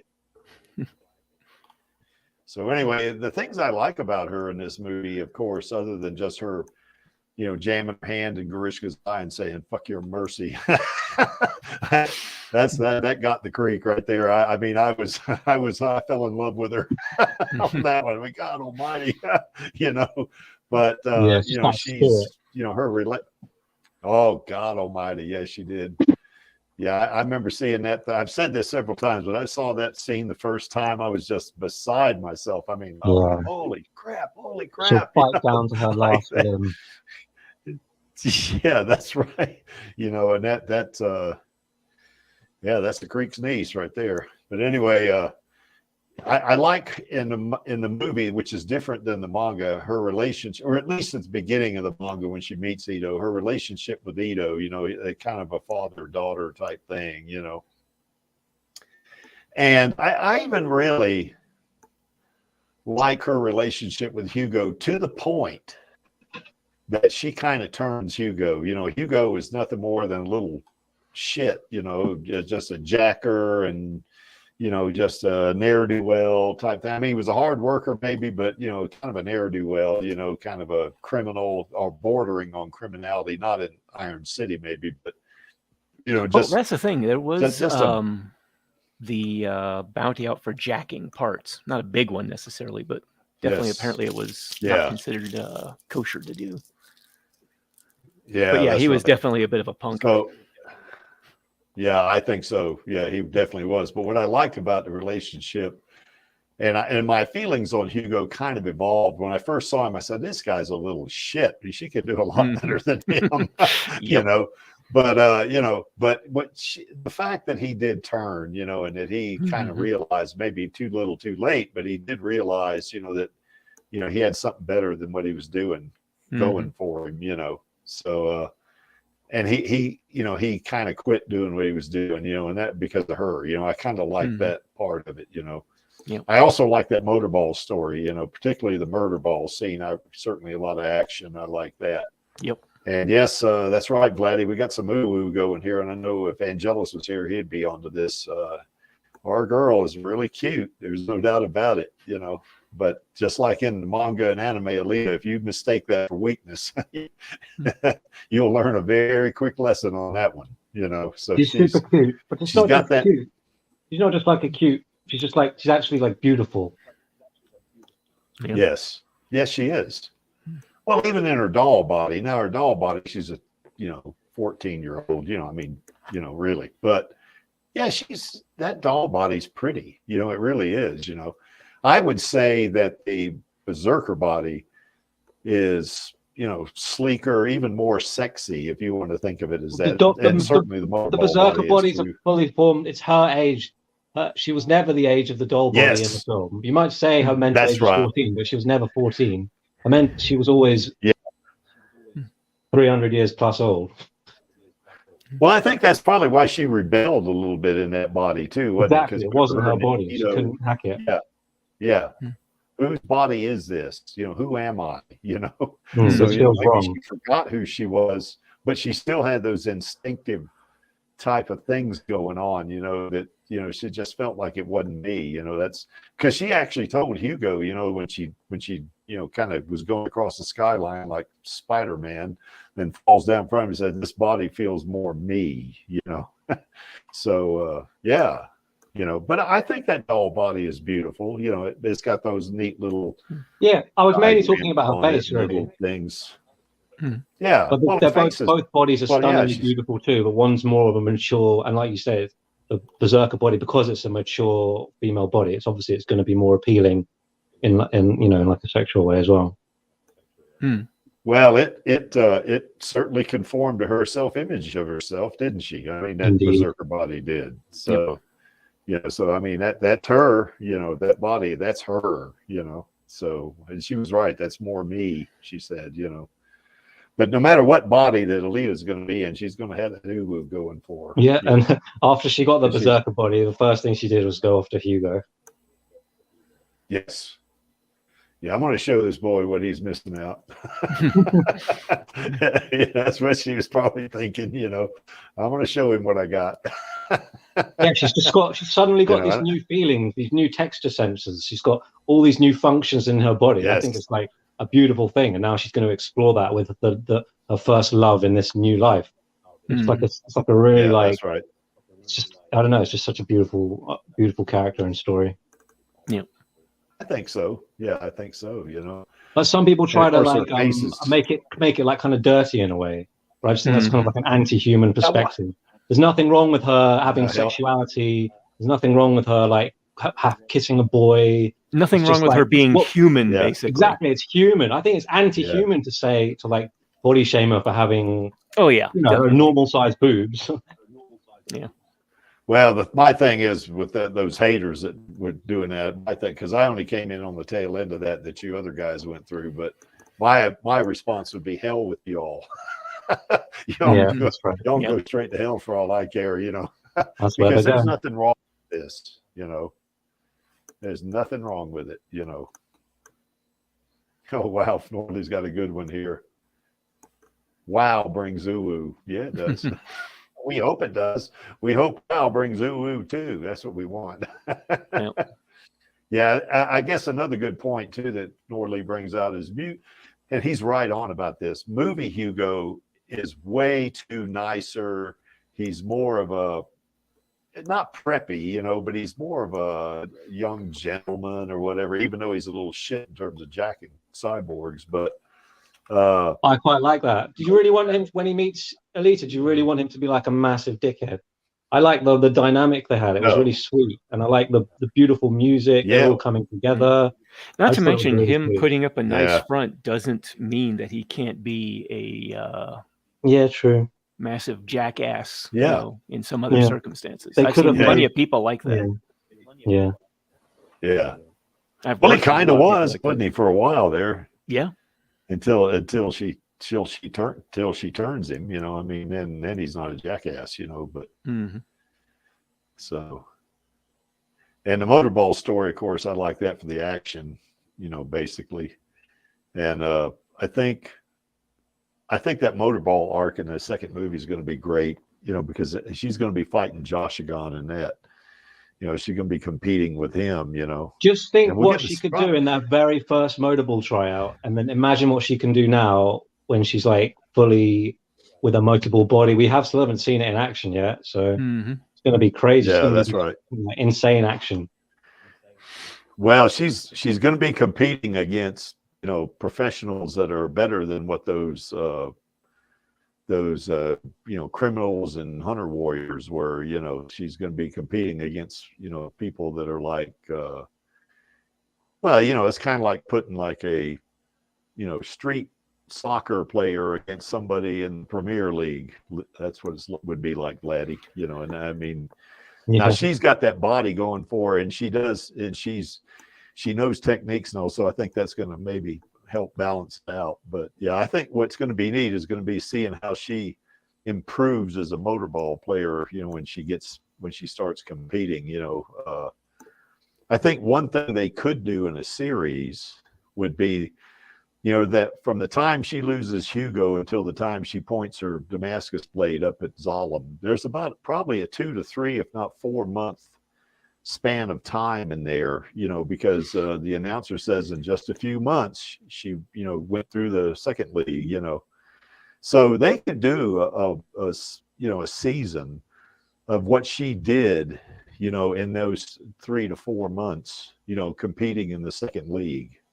They could do that, and that wouldn't detract from the story at all, because they could take that takes them right up to the end of the movie. And then from there, they can go into Alita 2 or Alita Fallen Angel. Anyway. And yes, Angelus, just once again, she's got the uwu. She's got that going for her too, What are you going to say, Maddie? I'm sorry. What Disney should do, if I was running Disney, I would, and if you want to build an IP, I don't know, but they're really bad at building IP these days. What they should do is, because they know they're going to have to make this sequel because Cameron's going to make them. So what they need to do is they need to greenlight an anime series prior to build up, and then everyone will watch that knowing that the sequel's coming. If they just announce one or the other, the hype will be less than if they like build it up with multiple of things. Yeah. Yeah, I think so. For instance, one of the things they could do, they could do an anime series on her going through the second league. I think I would kind of like to see a live action series of that, but I think what you say is true. If they did some kind of anime series, that would kind of get people more interested, in her character, I think that would just take them right into a sequel. I think it would just help. That's my opinion. So. And they realized what dummies they were for not greenlighting the sequel 2 years ago or 3 years ago. Yeah, I hope when the Elite sequel makes like 800 million or whatever, I hope whoever didn't greenlight it in 2020 gets like fired or something. Yeah. Well, dare we say that Alita would make $1 billion? I don't know. It possibly could. Well, what I do also is, because, like, I don't know, people don't really care about Star Wars anymore, right? It's rubbish. They should just cancel the movie that they've got scheduled for the 2026 December release. That's like their big release. They should just give that to Alita. I'd love to see that. Although I want to see it before 2026, but that'd be tough to pull off, I think, because the biggest obstacle is going to be getting the actors lined up, I think. Because a lot of them are doing other projects and stuff like that, and we got to be like herding cats. We got to get them all going in the same direction. Yeah, some of them I don't have that much going on though. I don't think. And there are no like. Well, my thing. Waltz is probably the biggest one, I guess. Yeah.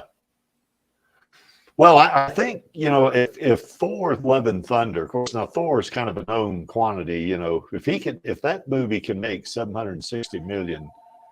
I think an Alita sequel would make at least 760 million. No, it's million. That's right. If it can make 600 and, damn it, Gary V, $760 million, then for sure, I think an Alita sequel will make 800 million. Because if you got, Rodriguez directing it and Cameron behind the scenes, kind of giving advice or doing whatever he's doing, and John Landau in there doing his thing. I mean, we'll get a quality film. Alita Battle Angel to me was a very high quality film, and it's, you know, like Avatar 2, they'd be getting that kind of a quality film, you know. I don't see any way how it can not make 800 million. Well, Alita itself should have made 800 million. It had the quality to, yes, but it just didn't have the. It just had things going against it. But now the IP is known. There's a very high chance that it will hit those kind of heights. Yeah, I think so. You know. And Just a Fan says they could do an entire Motorball arc as a series. Yeah, they can do that. They can do that for sure. And then maybe they could go right into the Zerkerpan arc if they want to do it, if they didn't want to put that in the sequel. Although I do want to see a Motorball. I kind of like the idea of a 3-hour movie, an hour and a half for the Motorball arc, and an hour and a half for the Zerkerpan arc. That's kind of what I'd like to see, you know. And then, of course, toward the end of all that, kind of like Just a Fan says, they could go right into the old, you know, Yellow Door thing, you know, where she gets into the tuned program. And then the Alita 3 could then be the Badlands arc, you know. That's kind of the way I see it. So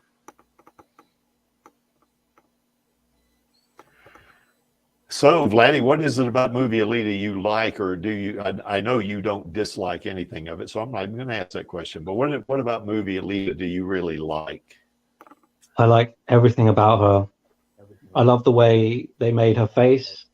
I love how her bodies look. I love the personality inside her. I love Rosa's voice. Yeah. I love all her emotions and expressions. I love the CGI that created her, like Weta Digital. They like made like a masterpiece, Mona Lisa level artistic achievement with her. I like, I just love everything about her. Yeah. What about you, Lee? Pretty much like what Vladdy was saying. I mean, I read the manga years ago back in the 90s, and I liked it well enough, but it never really hooked me, I guess. But the way Rosa brought Alita to life in the movie is kind of got me even more invested in it, I guess. Actually got me hooked on to the point where character. To the point where you wrote a novel, huh?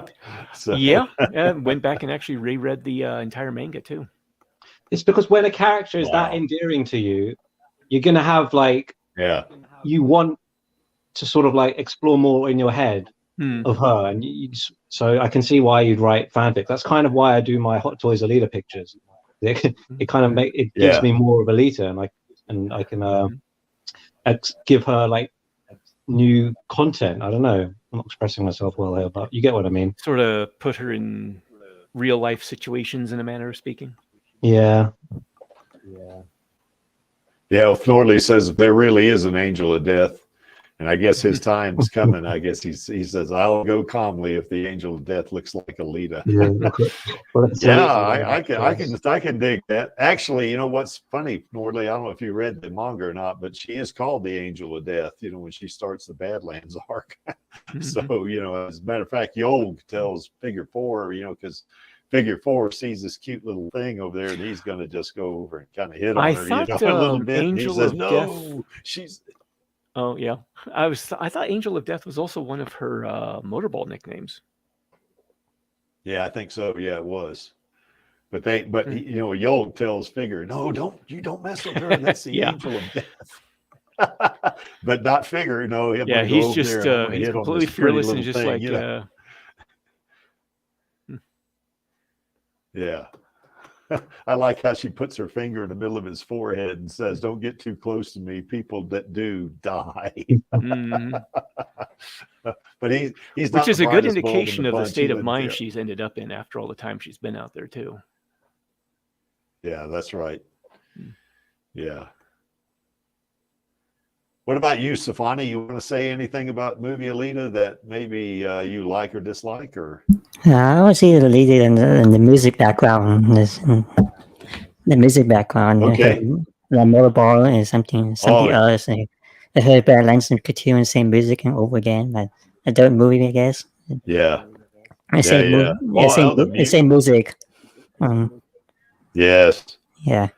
Oh yeah, They picked the right guy with Junkie XL, didn't they? Or Tom Hulkenberg. They really, Yeah, that was maybe, really yeah. a good pick for this. Yeah, the music's beautiful. I was listening to the complete soundtrack, like the whole movie. I've got the whole soundtrack, and it is literally a masterpiece soundtrack. I still had the CD in my collection. Norley says, yeah, Alita should be beautiful if she's the last thing they're going to see. Exactly. If you're going to go out, you fall, that's the way you want to go. Her. Yes. Seeing her. Are you an angel? Yeah, you fall in love with her, and then you fall in love with her, and then you're dead. Yeah. Are you an angel? I'm an angel of death. Yes. Yeah, that's a good point, Nordley. Oh boy. Well, anything else, guys, that y'all can think of? I think pretty much covered. Well, let's move I on. I love the relationship with her bodies. It's much more. Much more effective than the manga. Yeah. Speaking of the relationship thing, her relationship with Ito, I like that Ito was made into a family man. Yes. Yeah, I like that too. You know, I do. I like that they strengthened the father-daughter aspect of the relationship more in the movie. Yeah, Toshiro like that as well. He said. Well, they actually have a father-mother relationship too, although they don't portray it as much between her and Gerhead. Gearhead. Yeah. Yeah, there was actually they didn't go into that. Yeah, they didn't go into it much, but they had an article where they did an interview with Ivara Victor. I think it was Victor Idara. Yeah. Victor Idara. Yeah, sorry. Yeah. Wow. Not enough coffee. Yeah. Anyway, she was saying that she had grown up in a house where there was, people tended to be very affectionate, very supportive, very loving. So she was going to try and bring that to Gerhard towards Alita. But unfortunately, we didn't really get to see a lot of that really in the movie. We got it through her smile. Right. Yeah. A beautiful smile. Yes. Yeah, she managed to convey quite a bit without actually having many lines. Yeah. I'd like to have her get more speaking lines in the next movie. Well, did you read the novelization? Yes. She's got a great bit in that where they talk about how she lost her arm and how he helped her. Yeah. That was really nice. Yep. Well, you know what the Creek likes about movie Alita? Everything. Yep. Yeah. What's your favorite scene in the movie? Well, we know what my favorite scene is, but when you look at the big picture, my favorite scene is all of it. Yep. So yeah, I can never really answer what my favorite scene is. Well, I don't have any problem answering that. It's that "fuck your mercy" scene. That's my favorite. That's definitely up there, along with like every other scene. Yes. Okay, now we can talk about this one a little bit because we got Lee here, and even the Creaky has written a little bit of a fanfic. So, yeah, I like going through your fanfic when you read it to us. It's like a bedtime story. Yeah, and I've actually worked on it a little bit since then too. Maxie gave me some. He gave me some good ideas, some changes I could make. Now, one change he didn't. He wanted me to do is not use Lou, as her because the timeline not manager timeline thing. And so what I did was operator, that's right. I thanks, maybe not enough coffee for me either. but anyway, what I did do is I said, okay, what I'm going to do is I'm going to still make Lou her operator, but the guy that was her operator has been sent off somewhere to work on the tuned program, and he's made Lou her temporary operator until he gets back, kind of thing. And Maxie said, that stinks or something like that, and I said, well, maybe you can call it lazy writing, but it's my story. So we're gonna go with it, So anyway, some things about fan fiction Alita that are pretty cool, certainly being done by a fan. Somebody who really loves the character and the story. And an Alita army member does the story. I mean, that's you kind of got like a little bit of a connection to it, don't you, when you see that, when you read that story, it's almost like one of your family members has read it, and you're kind of like part of it a little bit, you know. Plus, it's additional stories that are not in the current, you know, IP, you know, so you get a little more variety, a little bit different take on her, you know, to a point. Yeah. And certainly, you know, it's more detail, you know, or more story actually is really what it is. So, and like, for instance, one thing we can talk about is Lee's fanfic. You know, one of the things that I've only read like 6 chapters, the introduction and chapters 1 through 5 is what I've read. Yeah, that was a confusion I had. And I wasn't counting the introduction, so I had them numbered internally. Yeah. So I was like, I kept getting thrown off. It was like chapter 4. It was actually chapter 3 with the, so yeah. Yeah, or item 3 or whatever you want to call it. Yeah, exactly. You know, so, but I've read 6 parts of the story. There you go. Okay. So the first 6, whatever they are, you know. So And, you are at the you know, chapter after, wait, no, chapter 3? Was chapter 3 the one that No, I'm at physically, it's labeled chapter 5. I just finished it. Okay. And chapter 4, you know, chapter 4 is he's in the clinic, you know, after that cyborg, you know, damn near kills him, you know, and then he's in there and he kind of gets a glimpse of Alita. He doesn't really see her. He's got really bad clearly, eyesight. you know, He's lost an eye, so he only sees a blurry image of a young woman. He sees a blurry. He makes out she's got purple on her and stuff, but that's all he can make out, you know. And she's standing by the doorway, so he can't really see her that good, you know. And he hears her voice, and he knows it's a young woman's voice and stuff like that, you know. And he's never heard her speak, so. Yeah. So anyway, he did hear her speak when she told Ito, you really weren't an exile from Zom. Well, I meant before that, prior to. Before that, So he had no idea what she sounded like. Yeah, that's right. You know, because all he did was see her on TV, you know, crushing other cyborgs. Yeah. So just beating the shit out of him, you know. And then of course the next chapter I'm in now is when he comes to the realization, you know, he's kind of healed up some. He's still in bad shape, but he's he can see now, and Gerhard's made him those glasses, and you know, he's in better shape than he was in the previous chapter, you know.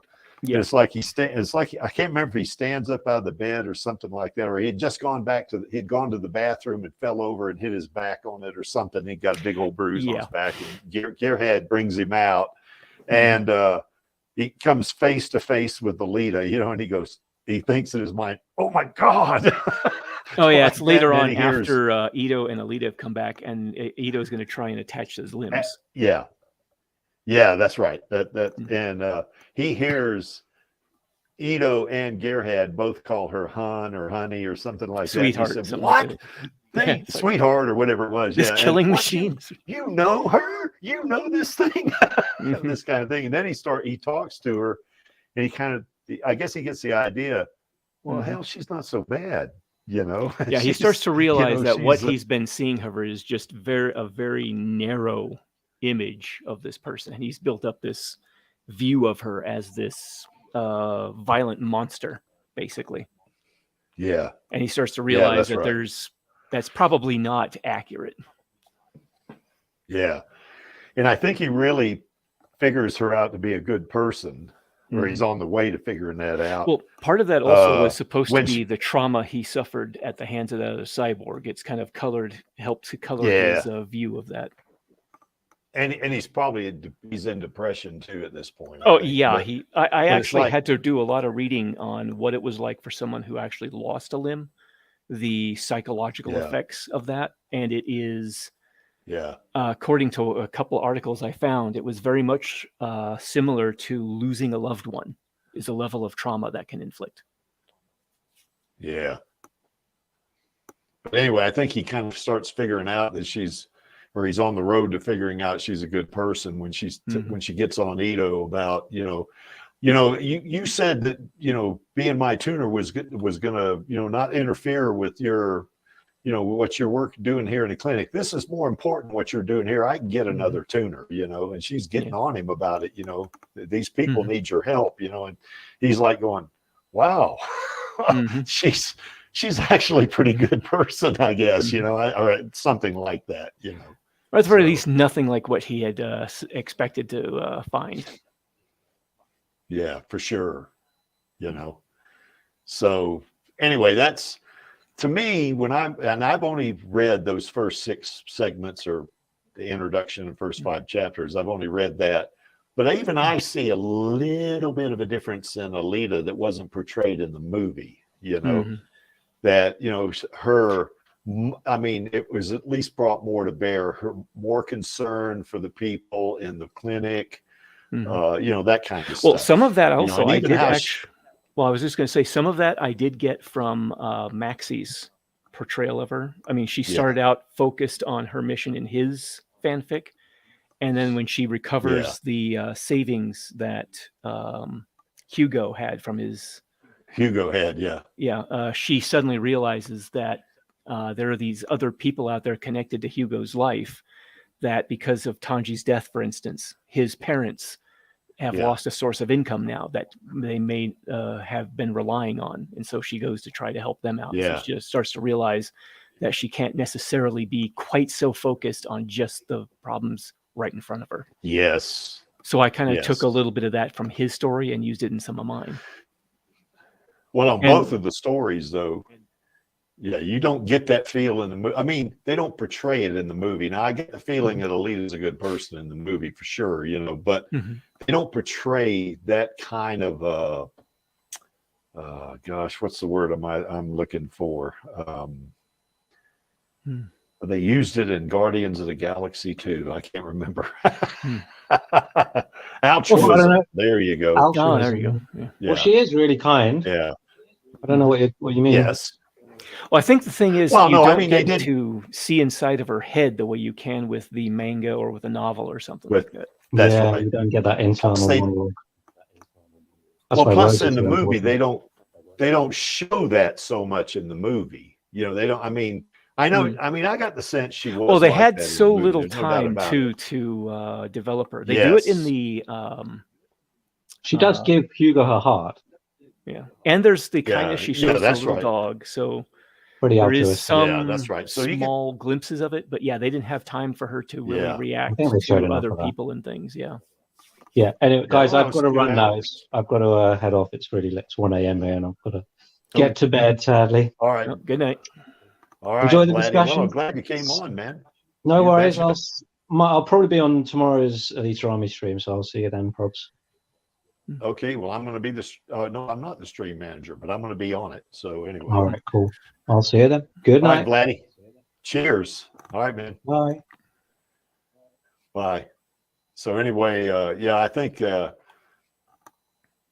what you and Maxie picked up out of the movie, and even to a degree out of some of the parts of the manga you put in your stories, you kind of expanded on it, is what I'm saying. You know, it seems like, you know, that altruistic behavior was more on display in both of your. Well, the circumstances also, I think, were a bit different as well. Some of the other stories, they focus more on the action. With mine, you may have noticed there's not a lot of action. It's more interpersonal interactions. So yes. Well, I haven't gotten through all 23 chapters, I guess. I'm working on 24 right now. So I've actually had erased the last 4 chapters I was working on and have been rewriting them again. Ah, okay. Yeah, they've been gone through like 3 rewritings now. No, it's okay. No, that's all right. Yeah. Well, I keep looking at it and I'm thinking like, wow, anyway. I just did not do a very good job on that. I got to redo that. So there's a lot of that.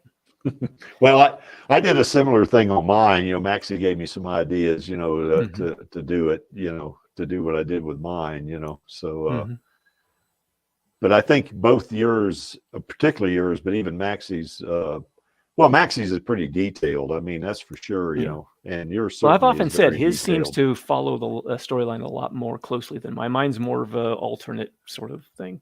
And it takes place months after his too. Yeah, and I think though it's believable though that it's in the storyline to me. Your fanfic is like that. I don't have any problems, you know. Okay. And I think the one I wrote, which is more of a treatment than it would be a story, you know. That, oh, by the way, those two those two pictures up there I got, I didn't know what to put up there for yours. I could have put any picture of Alita probably, but the one in there you see there on the left with Alita behind Adjicutty, or rather Adjicutty behind Alita. That's kind of a good part of Maxie's story, because it's the motorball. You know, she's Adjicutty's on her team. Yeah, she's putting her team together for the championship league. Yeah, that's right.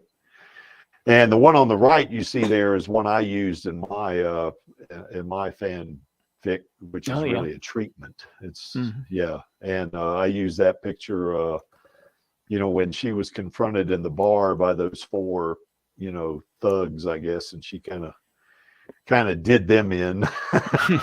You know, and I kind of wanted to use the manga, you know, as the pacify them with extreme prejudice. That's exactly where they were pacified. That's for sure. You know, definitely. I guess being dead is being pacified, I guess. Yeah. So anyway, but you know, I think particularly yours and Maxie's, and even mine to a degree. You know, I mean, since I'm using the same characters, I don't have any trouble with that being like a forward part. You know, after the movie. You know. Because it seems to me like Maxie's would be right after the movies, yours would be right after, you know, Maxie's, and mine would be after yours. Yeah. And you know, I'm going to write a part 2 on mine, because part 2 of mine, I'm going to have somebody bring up Jason to Shane to her, you know, and see what, you know, and do that kind of a thing, you know. So I want to kind of get a little bit of that in there, you know. So, but mine's more of a. There is another story, actually, I would want to mention. There's another author who commented on mine on Archive of Our Own, which is another fan fiction website. His is the Shattered Mirror story that I mentioned before. I did want to give people a heads up. Let me write that down. Okay.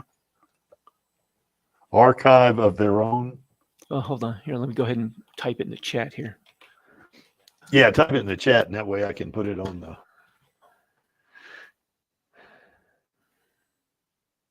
And actually, let me go ahead and... Yeah, archiveofourown.org is actually the website. Okay. Okay. Archive of Our Own. And he's got an Alita story in there? Yeah, it's one that I've been reading and rather enjoying. It is, just a heads up, it is very R-rated, not just for the violence. But I've been enjoying it quite. That one's the one that's about his own creation, AR-14, who becomes her own person. Yes, you mentioned, yes. Yeah, I'm going to get that website too and put that in there. So there's some other stories out there too that you might want to look up, that some of them are really good. Some of them are just kind of, you know, people doing the whole cutesy thing with Alita. And then you get some that are just, I don't know what people are thinking, but they're there. Well, you know, there's a YouTube channel called Animation Age. I don't know if you've seen that or not, but it's got it's got like 3 Alita episodes in it. And it's somewhat kind of like the movie to a degree, but off, you know, and on purpose, I think. But I kind of like what the person did, you know. I mean, you know, it's got Alita in it. It's got, what's her name? Not Koyomi, but the blonde. What's her name? Joshigan's sister. Gosh almighty. Shamira. Yeah. Oh, yeah. And it's got her in it and stuff like that. You know, now it's kind of cute. You know, it is cute. You know, it's not the story though, but it is cute. I really enjoyed watching. I think I put a couple of comments on there about hey, thanks, you know, for this, you know, that kind of thing. So, but yeah, I mean, I like reading fanfics, you know, because it kind of, you have more of it seems to me you got more of a connection to the story because it's an Alita Army person. Shattered Mirror. Okay. Yeah. Oh, just out of curiosity, you did get to the part where Ito tried to connect Jason's new limbs? Not yet. That's going to be in the next chapter, I think. Oh, okay. Yeah, I'm not quite there yet. you're going to find out why Jason ends up spending the next several chapters in a wheelchair. Oh, okay. Because that seems to me, just from what I read there, shattered mirror. Let me write that down. Shattered mirror. Okay. archiveofourown.org. Okay. Yep. And that's an example of one of the other stories out there that I think is rather good and probably worth at least checking out if you're not turned off by, you know, R-rated stuff. Yeah. Well, I'm not. Well, most people probably aren't. Turned off by that shit. Yeah. Yeah. But okay, yeah. But I think what I've read in that story, now here's my opinion after finishing chapter 5, is the reason why his limbs weren't working is because those sensors that maybe Ito said he was being arrogant or something. I can't remember what the word he used was. Overconfident. Or overconfident, or because he just never encountered a problem like what he's experiencing with Jason. Yeah, that's right. And then Alita says, "Well, I'm going to go out to the Sheffield's farm and check him out, you know, or something." Yeah, like ask that. around because there's odd things going on with Jason already. So you did actually get to the part where he actually did try to attach the limbs to Jason, and it just wasn't. Yes, I got there, and I got to the part too where Ito asked Jason where he was from, and he was kind of half. I don't know if he was half awake or if he was. Yeah, he was just coming out from the drugs. They'd kept him under. Yeah, and he said, "Where are you from?" And he said, Washington. Yeah. And he looks at Washington. No, not Jason. It's like, where the hell is that? Yeah, not Jason Voorhees. No, Angelus. Yeah. That'd be a completely different story if it were Jason Voorhees. Yes, it would. But I do think Ito would probably know what Washington is. I mean, well, I wasn't entirely certain what kind of history Zalem teaches someone like Ito. So I just kind of went with it was like such distant history. He probably wasn't really familiar with, you know, specific states within the United States. Probably. Well, he probably Oh, go ahead. Yeah, probably one thing. Well, I'm not going to tell you what to do in the story, obviously, because I want to read it. But hearing that word Washington, he's going, "What the hell is that?" He go look it up somewhere. Maybe he had access to a database somewhere or something like that, where he can pull it up and watch. Holy shit, that's 600 years ago, or 500 years ago, or 400. Because during the Great Fall, probably Washington was still an entity, you know. So it would. He would probably get access to that information to some degree, you know, and eventually, now I don't know how your story's going to go, but eventually it'd say, okay, why do you say you're from Washington, and who the hell are you anyway? Well, the subject, where do you really come from, you know? Yeah. Well, the subject does come up a little later, and it's because of the odd stuff happening with Ito's sensors not picking up Jason, and the problem with cybernetics not attaching to him, not detecting his nervous signals. Basically, that becomes something that they start looking into a lot more. Is like, so where's this guy from? Because he doesn't seem like he's from around here, and there's some really weird stuff going on. Yeah, I did. Yeah, I think he said that. One of them said that in chapter 5 or something like that. He's not from around here or something, you know. But them finding out, really, that would be kind of interesting to see how Alita would react, you know, to a guy that's 600 years old. You know. Well, there is going to react be like that. Well, in the next chapter, there is going to be a part where it gets a little dicey because when he tries to explain where he's from and he tells the truth, she thinks he's making shit up and he's trying to pull one over on them. And she gets a little angry at him. Yeah, so there's that part where Jason starts getting a little frightened of her again. Uh-oh. Yeah, well, I would be if she got angry at me. Yeah. I definitely would be. So, yeah. But yeah, he eventually managed to show them proof. Oh, cool. Well, I can't wait to read that, so don't spoil anymore. Okay. Yeah, I don't want to get into any more details. It's kind of cool, you know. I did also put those I had a friend of mine suggest I do this, putting in some chapters that were told from the viewpoint of other characters. So there are two chapters. One chapter that is, I think, chapter 16 or 17 is told from the viewpoint of Bigot Eisenberg on Zalem as he's reporting to Nova. And Jason basically, peripherally at least, comes to the attention of Nova. And then there's another one, chapter, I think it's 22, that is told from Alita's point of view. Oh, that's going to be interesting. I can't wait to get up there to see those, read those. Yeah, I'm hoping you enjoy them. So far, I've gotten some pretty good feedback on them. So, yeah, I'm not much of a critic. You know, I can't tell you well, you need to really phrase this and kind of go it this way with the arc, and I can't do that. I'm not that. Well, as long as the characters are coming across and people are enjoying the story and the characters seem like the characters, then I'm okay with it. Yes, they do. Yeah, they do. They do. I don't see any disconnect between your characters there in your story, and even in the movie for that matter, or the manga. You know, I don't see any disconnect. So okay, yeah, Angelus. What did he say? Yeah, every time you say Jason, I can't think of that hockey mask. Yeah, I actually had a friend of mine from California named Jason, so I kind of decided to go with the name there. Yeah. His nickname was Bullfrog, but his actual name was Jason. Yeah. But yeah, one of the main. Well, anyway, my story. Go ahead. I was just going to say Go ahead. Well, one of the main motivators for me writing the story was to. I had a comment somewhere that I heard someone saying it's like if you ended up in Alita's world, and I can't remember the rest of it, but basically it got me thinking. Well, what if somebody who had mental illness, similar to like mine, ended up in that world? How would they survive? How would they react to it?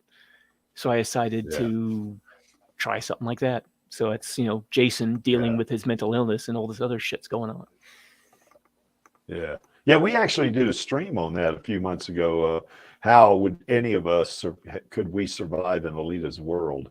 And the consensus was that most people today could not survive in Alita's world, because it's so, it's so, I guess, it's different, and it's got a West. Oh, Jason even makes the comparison too. It's like the Wild West, only without the guns. Yeah. So I mean, it's still civilization, but just barely. Yeah. Kind of. They got technology, which makes it worse. Yeah. So, You got dangerous cyborgs. Yeah, mine. Oh, go ahead. Yeah, for sure. Yeah, my story doesn't go into that kind of depth, but it does tell kind of a continuation of her after the Yellow Door thing when she's in the Toon program, and it's in that 10-year span. That we don't know much about her in the Badlands, So it's some of what happened to her when she was out there, Yeah, where she goes after Nova. She's looking for Nova, and Nova has hired this group of men, How long did it take her to find him? Did it take her 10 years to find him? Gosh. It's hard to say since we don't. It's hard to say, too, since we don't know what happened in those 10 years. But I think so. Yeah, I think it took 10 years at least 10 years before she actually finds him. So I guess in a way that's kind of a spoiler on my story, because she's not ever going to find him in my stories. So because I'm not still, you can come up with some interesting stuff if what happens and the kind of people she meets on the journey to do so. Yeah. Well, that's just kind of the thing I did with mine, and I tried to make it in such a way, I tried to portray her in more of a, I don't want to say girlish, because she's not girly. She's not a girly girl, but her relationship with Lou, I tried to go into that a little bit, how she talks with Lou and she likes Lou and stuff like that, but they're not at the point where Lou is her operator. I mean, she's only with her temporarily because Bigot is not there. He's gone off to work on some other project for a while, and they temporarily assign her to Alita, and my thought was on that was that since she's going to do such a good job being Alita's operator, they're eventually going to make her a permanent operator, kind of thing. It's kind of what my thought was. Maxie thought it was lazy writing, but I don't care. I was actually just thinking, if you didn't have Lou be the operator, it would be an interesting twist to have. Well, not necessarily a twist, but an aspect of the story could be telling about how the operators who treated her inhumanely helped drive her into that darker side of herself over time. But I think Maxie and I he said, well, she did have another operator. It was a man or something like that. I can't remember what it was now. But and Lou Collins did mention that the button for the shock collar was worn, so apparently got used a lot on her. Yeah. So anyway, I prefer Lou Collins. I can see why. Because I like Lou, but I think the thing is, I wanted to show with her. Of course, I had that one little scene where there's some action, and stuff like that. And it was brutal, I wanted to make it more manga-like, Yeah. But how her interactions with other people she meets, she doesn't know them, and now she meets this person, and how does she react with them, or how does she interact with them rather? And there's two characters in there. There's actually three, but there's the bartender and his person he's hired to help him, kind of like a busser or something like that, And then there's another hunter warrior that's out there, and his nickname is Demon Seeker, is what they call him. Now he's got a real name, but I'm gonna put that in the next story, because I'm gonna have her say, well, is your name Demon Seeker or something like that? He's gonna say, no, that's just what people call me, and he's gonna tell her what his name is, but I wanted her to meet these people and kind of do the interaction thing. And the bartender, it's funny, the picture I used of the bartender was of my late stepfather, because he was a bartender, at one point. And he's older, but, and Alita's, of course, certainly a young woman, but Lou really likes the bartender. She thinks the bartender is great, and Alita, she's trying to tell Alita, Alita, that bartender is really nice. You should be friends with him or some stuff like that. He says, Lou, stop, that kind of thing, And, she's trying to find Nova, and Nova's hired this gang, and she, the gang tries to take advantage of her, and she just, when they move on her, she destroys them. The scene I have in it, is she takes them out within 3 seconds. All four of them, they're all dead in 3 seconds. Well, one of them dies later. He dies a few seconds after she cuts his limbs off. His leg off, one of his arms, one of his legs off. But that's a couple of arteries right there, so you're gonna bleed out fast. Well, the femur artery is going to bleed out. But isn't there an artery that runs through the arm? I thought there was like a fairly good sized artery. Yeah, I think so. But I think you can if your arm gets cut off, if you can tourniquet it or something, you might maybe survive. But the leg is going to be a big deal. It's like 1 inch in diameter. Well, still, that's like 2 exit points. So, you've got blood coming out of you, and you're not really going to be able to tourniquet it with one arm.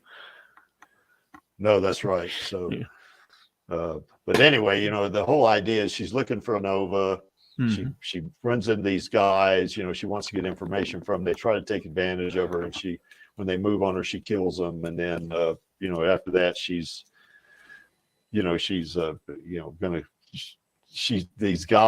four guys are supposed to be meeting a guy.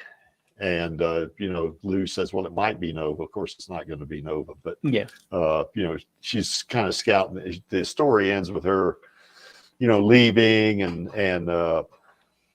trying to go scout the area before this guy gets there and all that.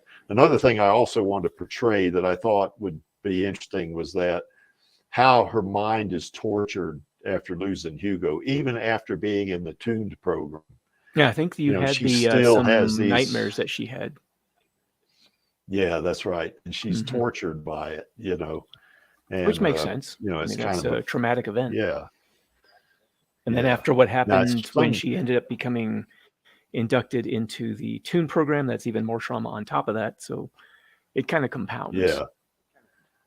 Yeah, it does. So anyway, but I tried to make her kind of like she was more like in the manga, Although I would say at the end of the movie, she was more like manga Alita in the end of the movie when she kills Vector and Gorishka.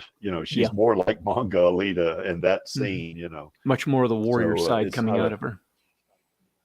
Yeah. Well, certainly she was a warrior beating the crap out of those 3 cyborgs. But but this is more of the disciplined, trained warrior Alita. Yeah, that's right. At least I thought so. Of course, kicking Zapan's butt wasn't much of a challenge for her. So certainly didn't seem like it. She made it look easy. No. Yeah. Yeah, I saw a little bit of Zapan's. Yeah, I saw a little bit of Zapan's backstory in one of those extras they did for the CDs, the DVDs. Yeah. And he was talking about how he built himself up to be more powerful. And they actually showed some of the stills that hinted at him encountering jackers and basically just cutting them down easily. So, I mean, and she made a badass like him look like a toddler. Yeah. Even in her doll body. Yep. In her doll body, she made him look like a chump. Yep. Yeah. He was probably one of the more feared hunter warriors in that bar too. And she just made him look like nothing. He was just get out of my way, you little gadfly, That's what you are. So anyway, that's I guess those 3 fanfics. I guess the thing I like the most about Maxie's and yours fanfics, and mine maybe to a degree because I enjoyed writing it, but I would say that the characters do seem to be like the characters that you see in the movie and then to a degree in the manga, but particularly in the movie, where it's believable that, Alita competes against Joshigan, and gets Ajikutty on her team and gets Crimson Wind on her team and stuff like that in his fanfic. And it's believable to me that, she's still competing, in your fanfic, and this guy from the 21st century shows up, going through this time anomaly of some sort, and he ends up there. And what I really like about it, it's kind of like when you see celebrities, you have this idea about who they are as a person. Then you really meet them, and they're completely different, And that's kind of what, to the point I'm at now, where Jason has this one preconceived notion of Alita, and he meets her in real life, and she's like a very human person. Personable, and to a degree sweet, person, that, wait a minute, this is a disconnect for me. Yeah. I see her ripping these cyborgs to shreds, and here she is, and she's such a sweet person. And that was kind of funny. He said, I got to get out of here. And he said, oh, well, maybe she's not so bad, So, and then, of course, mine is more of a, of course, is not as in depth as yours, Maxie, but I would say I tried to make my Alita, a continuation, of the Alita, your 2 stories, yours and Maxie's, they tend to follow much more closely to Kashiro's storyline. They do more with what he laid down, except for the movie version, I guess, isn't quite the same as that. But even Maxie's is more like a sequel to the movie. Mine is just, that's right. And it's not even told from perspective. Yeah, from her perspective. Yeah, that's right. So it's experiencing her and her world through somebody else's eyes. Well, but here's the way I looked at Jason.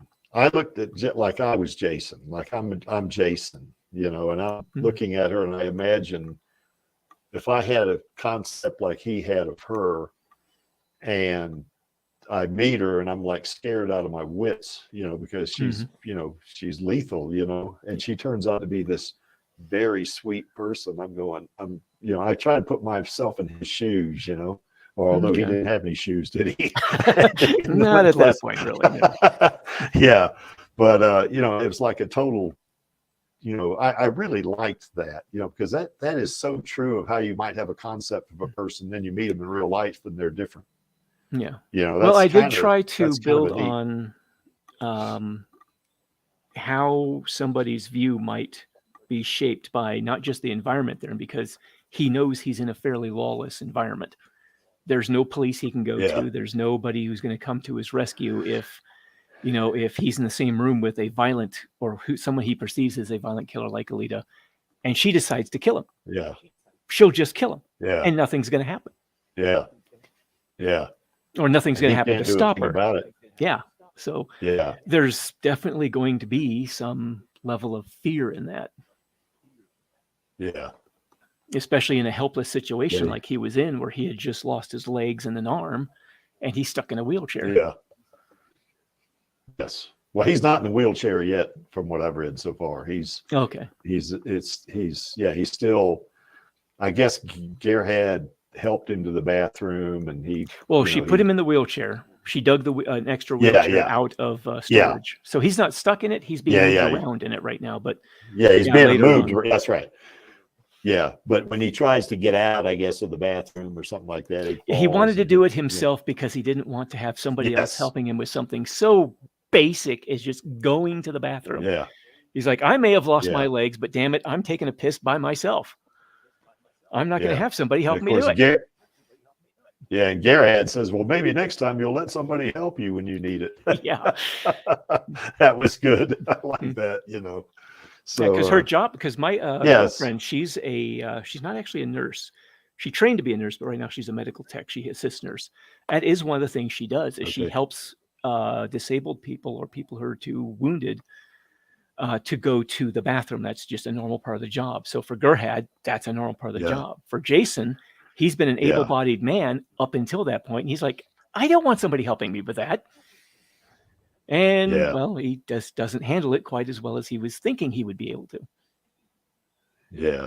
And to your point about the lawlessness, the cyborg, I guess one person, might have been Loretta, I'm not sure, said that he was intent on making you suffer or something like that. I've read that in there. From what and then he got, he was hyped up on drugs, and he perceived somebody was after him. He got scared and ran off. That's the only thing he was mutilating Jason, and then suddenly he ran out of there like something was on his ass. And Ito was talking to him. It's like, it seemed like he may very well have been hallucinating, which is probably what saved your life. Otherwise, he probably would have just finished you off. Yeah. Yeah, Meat Boys don't need to be challenging cyborgs. Yep. as seen in my story, the four Meat Boys, they didn't fare so well. No. Trying to take advantage of his cute little cyborg they thought was nothing. Yeah, with Jason, it was more, he couldn't stand there and just watch somebody get murdered. He had to try to do something to try and intervene, to maybe try and stop the man from being killed. And it, obviously did not go as well as it could have. Or, I guess more precisely, it went about as badly as you would expect. Yeah, that's right. So, but in all three stories, I thought the characters very much were lined up. Of course, some will think that about mine, but I think they very much lined up with what's in the movie and to a degree in the manga. So. Well, that was funny. Have you read any? Go ahead. I was just going to say that was definitely a big concern. I've gone through 3 rewrites of the entire story so far. I've been working on it since 2019 after seeing the movie, so it's working on 4 years now. I've been trying to finish this thing. Yeah. So I'm hoping I got it, close. When I get mine tweaked a little better, I'm going to have Kran do some voiceover of Alita, and probably of Lou, and then I'll either I'll do some maybe, and maybe my brother. My brother's more of a professional than I am for sure. Okay. He does voiceovers, so for corporate and stuff like that. So Okay. he's also done. He's also edited and shot video for ABC. Does he do like the NBC, narrations CBS. of things like? Yes, he does that. Well, he's narrated a couple of videos on my YouTube channel. He narrated a couple of them. So he's got a good voice. As a matter of fact, we were considering. You remember that video we did a couple of years ago for the Gods of the Show? Mm-hmm. Maxie and I and gosh, who was it? We used their original video. We put it together, and my brother did some narration on it, and Dan did some narration. And Maxie decided that, well, let's use Dan's voice, because the Alita Army knows him, and that was a valid thing, Okay. So, but yeah, my brother's voice is he's really good at narration and voiceover. He's done tons of it. So, used to be a DJ actually down there in Colorado Springs for I want to say KCME, I think it is. Okay. Huh. Yeah, he was a DJ. Yeah, DJ there in the 80s, I guess. And he worked for KRDO for a while too. Down there, TV station. So. Mm-hmm. Anyway, that's another story. Yeah. Safani, have you read any fanfics or anything like that you might want to tell us about? No, and I don't know. Can't think about her fanfic these days. Most of them drawing pictures. Oh, okay. Most of them hard Toys Alita, maybe. Okay. The more visual mediums. All right. The memes. Okay. Yeah, that's one thing I tried to do in mine is I wanted to put pictures in it, try to make it more like a manga, and that spirit anyway, so that way get both visually oriented and text oriented people, I wouldn't have minded putting some in mine, but I can't figure out how to do that, and I couldn't find any pictures I was comfortable using because I was wanting to avoid, like a copyright strike or something like that. So yeah. Kind of nervous about that. Well, it's like when you upload videos to YouTube, you can put copyright information on it. And what I do is when I upload the video, they analyze it. If you've got copyright material on there that the owner of the IP won't let you do it in public. Mm-hmm. When I see that, when that message comes up, I delete the video. I don't even think about trying to. I think one time I did write a request, to let me use a song, and the person said okay, but at first it wasn't a strike, but it was you can't show this in public. So I wrote, I guess I don't know what they call it now, but an appeal. That's what it was, an appeal for that, and they let me use it. So okay. Basically it said, hey, I'm not trying to make money on it or anything like that. It just goes good with the video and all that. And they said, okay, you can use it. But I have a lot of stuff on there that's copyright. But what you get is that your video contains copyright material, but the owner of the content is allowing you to use it and will track your views and stuff like that, in case you're trying to make money on it, or let's say worse yet, claim it as yours. See, I don't ever do that. I always say, this is from the movie Alita Battle Angel. This is the song, by this person, and stuff like that. Now, a lot of my videos aren't copyright, they're, there's no copyright information. That's what I guess Chaos and I were talking about a while ago. So, Okay. Well, anything else you can think of, Lee or Stefani, about fanfic Alita? Well, I don't think there's really much more left to cover, really. There's that one other story, Shattered Mirror, that I really enjoyed. There's some other really short stories that were more along the lines of, the cutesy type things of maybe just Alita hanging out with a friend or something like that. Yeah. A lot of the fan art out there is certainly worth checking out. Definitely. Oh, sure. Oh, absolutely. We got some great artists in the Elite Army. Oh, I think that can definitely Cran, fall who did into the that. fan fiction. Oh, go ahead. absolutely. You know. Yeah, I don't know who did the one on the right there. There's no. Oh, yeah, there is a signature there. Yeah, there is. Oh, it's tiny. But yeah, it is. But you know, that's why I always. Well, if you expanded the picture, you can see it better. But okay. Yeah, I you know, people, a lot of artists don't put their signature on it, and you know, you can't give them credit or anything like that if you want to use it in a video, you know, so they should do that. Yeah. There is 2 other versions, I guess, of Alita. One of them, body, you know, is Hot Toys Alita. I don't know if there's so much of a personality behind Hot Toys of Alita. It's a visual thing only, you know. Yeah, it's more body of a really does.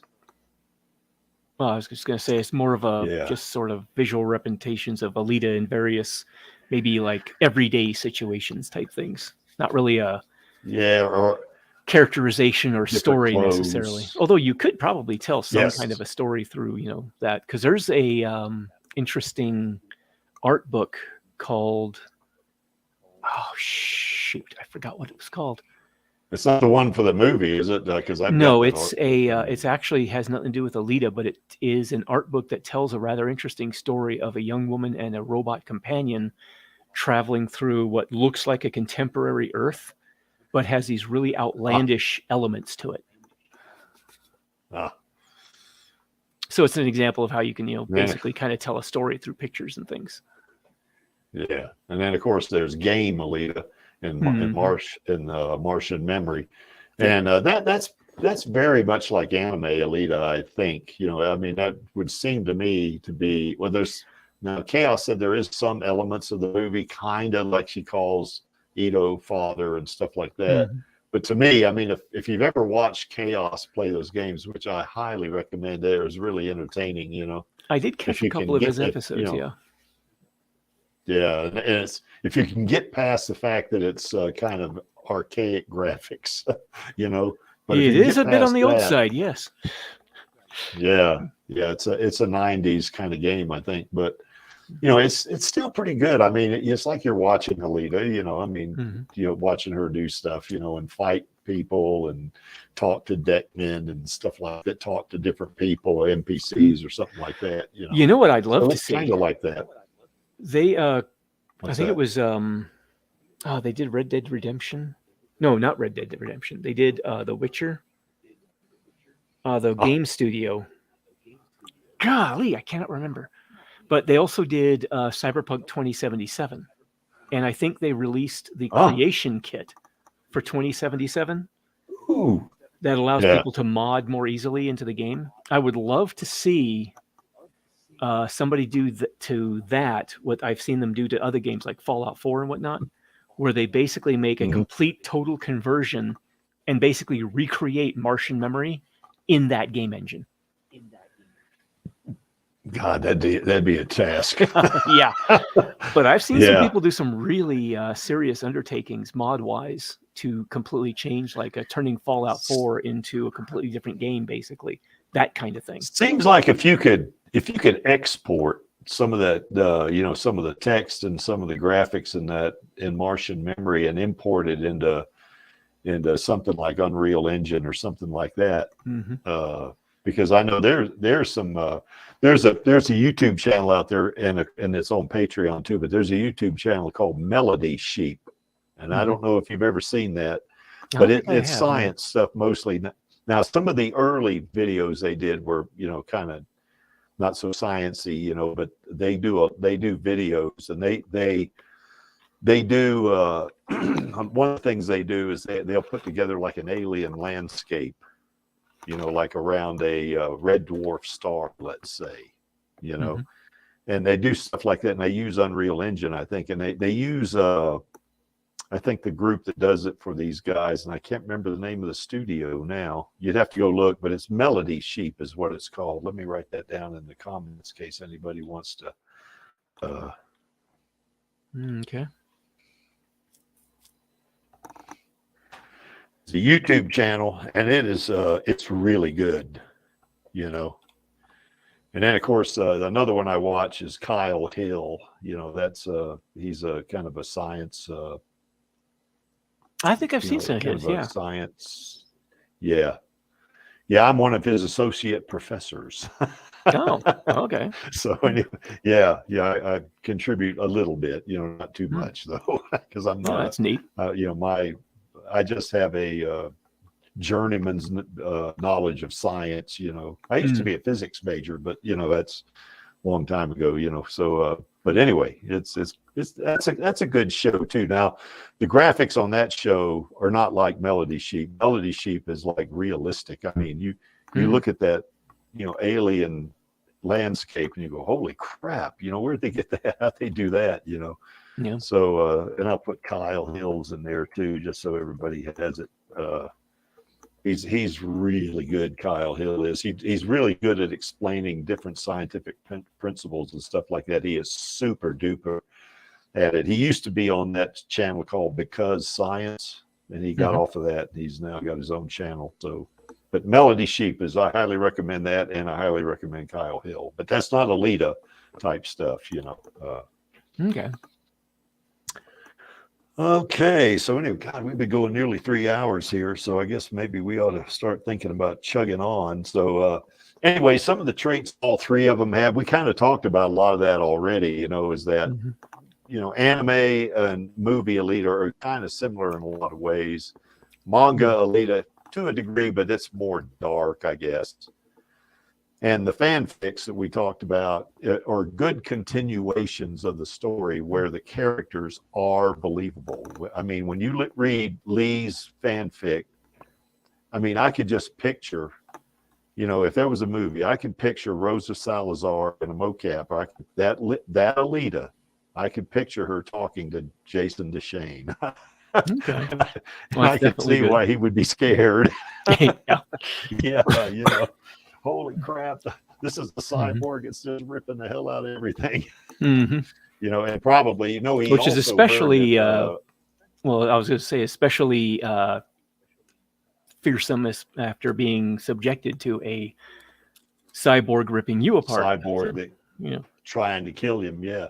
And he had also heard, of course, about the rumor of Alita killing, you know, storming the Factory 33 and killing Vector, you know. And he probably thought maybe he thought this was the same person. Oh my God. Kind of like that, you know. So he didn't really necessarily lend much credence to those because in the I think it was chapter 2, they were talking about that, and he was saying, so I imagine if she would, considering the factory's outlook on touching their stuff, they'd be chasing her down with, you know, armies of sentries or centurions. Yeah, that's right. Yeah, that's right. Of course, she would turn them into piles of junk, like she did before. You know, but yeah, they would still be after her. But you know, I guess the whole idea now from the movie, you know, Nova says, you know, you can, when you leave here, nobody's going to stop you, and I guess that continued. Yeah, you know, and he thought Vector was worries or troublesome anyway, and he said, "Oh hell, I don't care if Vector's dead." So obviously in her, you know, obviously in Maxie's, Nova's up to stuff because, you know, he's got all this stuff in motion, and in mine, well, you find out he does have stuff he's up to. It's just a little more subtle and spread out. Yeah. Well, he's certainly in mine too, although not physically, but in spirit. No, yours more follows the manga, which means that Nova is in exile on the surface, which means he's got other concerns he's got to preoccupy himself with. Yeah, that's right. Yeah, that's right. So, okay. So anyway, like I say, we've been going pretty good on this. Of course, holy crap! It's almost 3 hours. Yeah, I know. It's fun when you're talking about something you like, isn't it? Yeah. Time flies. Yeah. So anyway, I guess we need to wrap this up, I guess. Okay. And we still got 6 people watching. That's cool. So did we miss anything? I don't think so. I know in my presentation here, I didn't have, I guess, Hot Toys Alita and Game Alita in there. And sorry about that. If we ever do a little revisit of this, I'll put them in there, you know. Mhm. But I think we pretty well hit everything else. I think. What do you think? I think so, yeah. And of course, we got movie Alita on the left, and that's an piece of art on the right. Although that is a recreation from the manga, and of course, Yeah, I the one actually in the thought middle that is the manga. was just a recoloring of Kishiro's, one of Yeah. Kishiro's panels. Yeah, it is. Okay. Yeah, it is. So, and both of the cases on the left and right, she's holding the Damascus blade, of course, the movie Damascus blade. And as Jeff was saying a while ago, and the manga Damascus blade looked pretty different, but you know, hey, they're Damascus blades. What the hell? Well, there is that blacksmith on the one channel who actually he got a commission to do a real life recreation of manga Alita's Damascus blade. And it's just this giant butterfly knife, basically. Yes. Yeah, man, it is awesome too. I saw that video. It was really an impressive build. Yeah. And I guess now that, of course, the Creek has written a fanfic about Alita, I guess she loves her Uncle Creek. Yeah. If you have any problems with that, just look at that plasma weapon she's got there. You probably should just move on, you know. Yep. So anyway, here's our princess, right? Not princess, queen. Actually, this is our Rosa right here, and she's. God, she is stunning in that picture, isn't she? Good Lord. So anyway, she's she brought Alita to life. So, you know, in terms of being an actor, she's #1 in the Creek's book, that's for sure. Yep. And gosh, there's several shots in the movie where you can tell it's her, you know, just looking, okay, that's Rosa, you know. Yeah. But I do remember the first time I ever saw the movie and I saw the credits roll and I said, who the hell is Rosa Salazar? That was my reaction too. I was like, Rosa Salazar, who is that? Then I realized I'd actually seen a number of movies that had her in it and just in lesser roles. Yeah. Yeah, that's right. Like Divergent is an example. She played, Divergent and Maze Runner were the two that immediately come to mind. Yeah, and Maze Runner, yeah. Yeah, she played Brenda in Divergent. She was a soldier. Yep. And I only saw bits and pieces of Maze Runner, so I didn't see much. I did see her in a couple of scenes, but, you know, yeah. But anyway, she's #1 in the Creek's book for sure. And like I say every week, it sure don't hurt that she's pretty. You know, that's for sure. Great actress and really pretty. That really helps, you know. Yep. Just a couple of shout outs like I do every week. One to El Lamont, you know, that's another one of Creaky's celebrity crushes. And of course, Jesse Fisher is another one of Creaky's celebrity crushes, you know, but all in fun though. Yeah. So, she was Brenda in Maze Runner. That's right. That's right, Finn. Yeah, you're absolutely right. Yeah. Okay. I can't remember. It was Brenda in Maze Runner. I don't know if she even had a name in Divergent because she was just a soldier. You know, I mean, she was she wasn't an extra, but she was. You know, she played a part in the movie, but not a big part. You know, so yeah. But gosh, she's cute. That's for sure. All three of them are. Creaky really likes all three of them. So there you go. Tomorrow on Radio Chaos, we're going to go back to the manga and Maxie's, I guess. I don't know if Crimson Wind. Jealous. I don't know which. Yes, we're going to go into that. And, you know, we're going to get introduced to Crimson Wind, you know, in more detail. And that's going to be a fun thing. I always enjoy those manga readings. You know, it's really cool. And see, if Lonnie was smart, he would just, he said he was coming on this. So, you know, if he's smart, he would just come to all these manga readings and then Angelus wouldn't give him have such a hard time because he would have read the manga. So anyway, but that's going to be a lot of fun, I think. Yeah. Okay, I guess that's about it, I think. So like I say, we're damn near 3 minutes now, or 3 hours already. So why is this image here? Well, that image is there because the Creek likes it. And of course, the Creek is running the stream. So that's another reason why it's there. And to paraphrase Gorishka, I'm only here for our girl and the Alita Army. And of course, the Alita Army is, we're all here for our girl. So anyway, we want to see that sequel. And we want more than that. We want the series, we want merch, we want anime, we want all that good stuff, you know. And I think we got a good IP going here. And if Disney was smart, they would go ahead and start taking advantage of this because they would make money. And that's what they should be thinking about.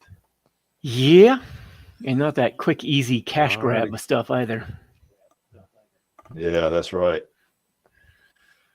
All righty, so I guess be that as it may, that's where we are on this one. So yeah, that's right, Finn. We definitely want that sequel. Mm-hmm. That's for sure. Okay, and to that note, we'll do the call to action, and that'd be on my count of 3. So that'll be 1, 2, 3. Film those sequels, baby. Sequels, baby. Okay, so anyway, we'll see you next week on the Alita live stream. We'll see you tomorrow on Radio Chaos. Take care, everybody. Night. Bye. What's up, Alita Army? This is Hot Toys Alita, and I hope you enjoyed this week's Alita live stream. Please join my Uncle Creek, Angelus, and our other guests for next week's show. Remember, I do not stand by in the presence of evil, and film those sequels, baby. See you next time.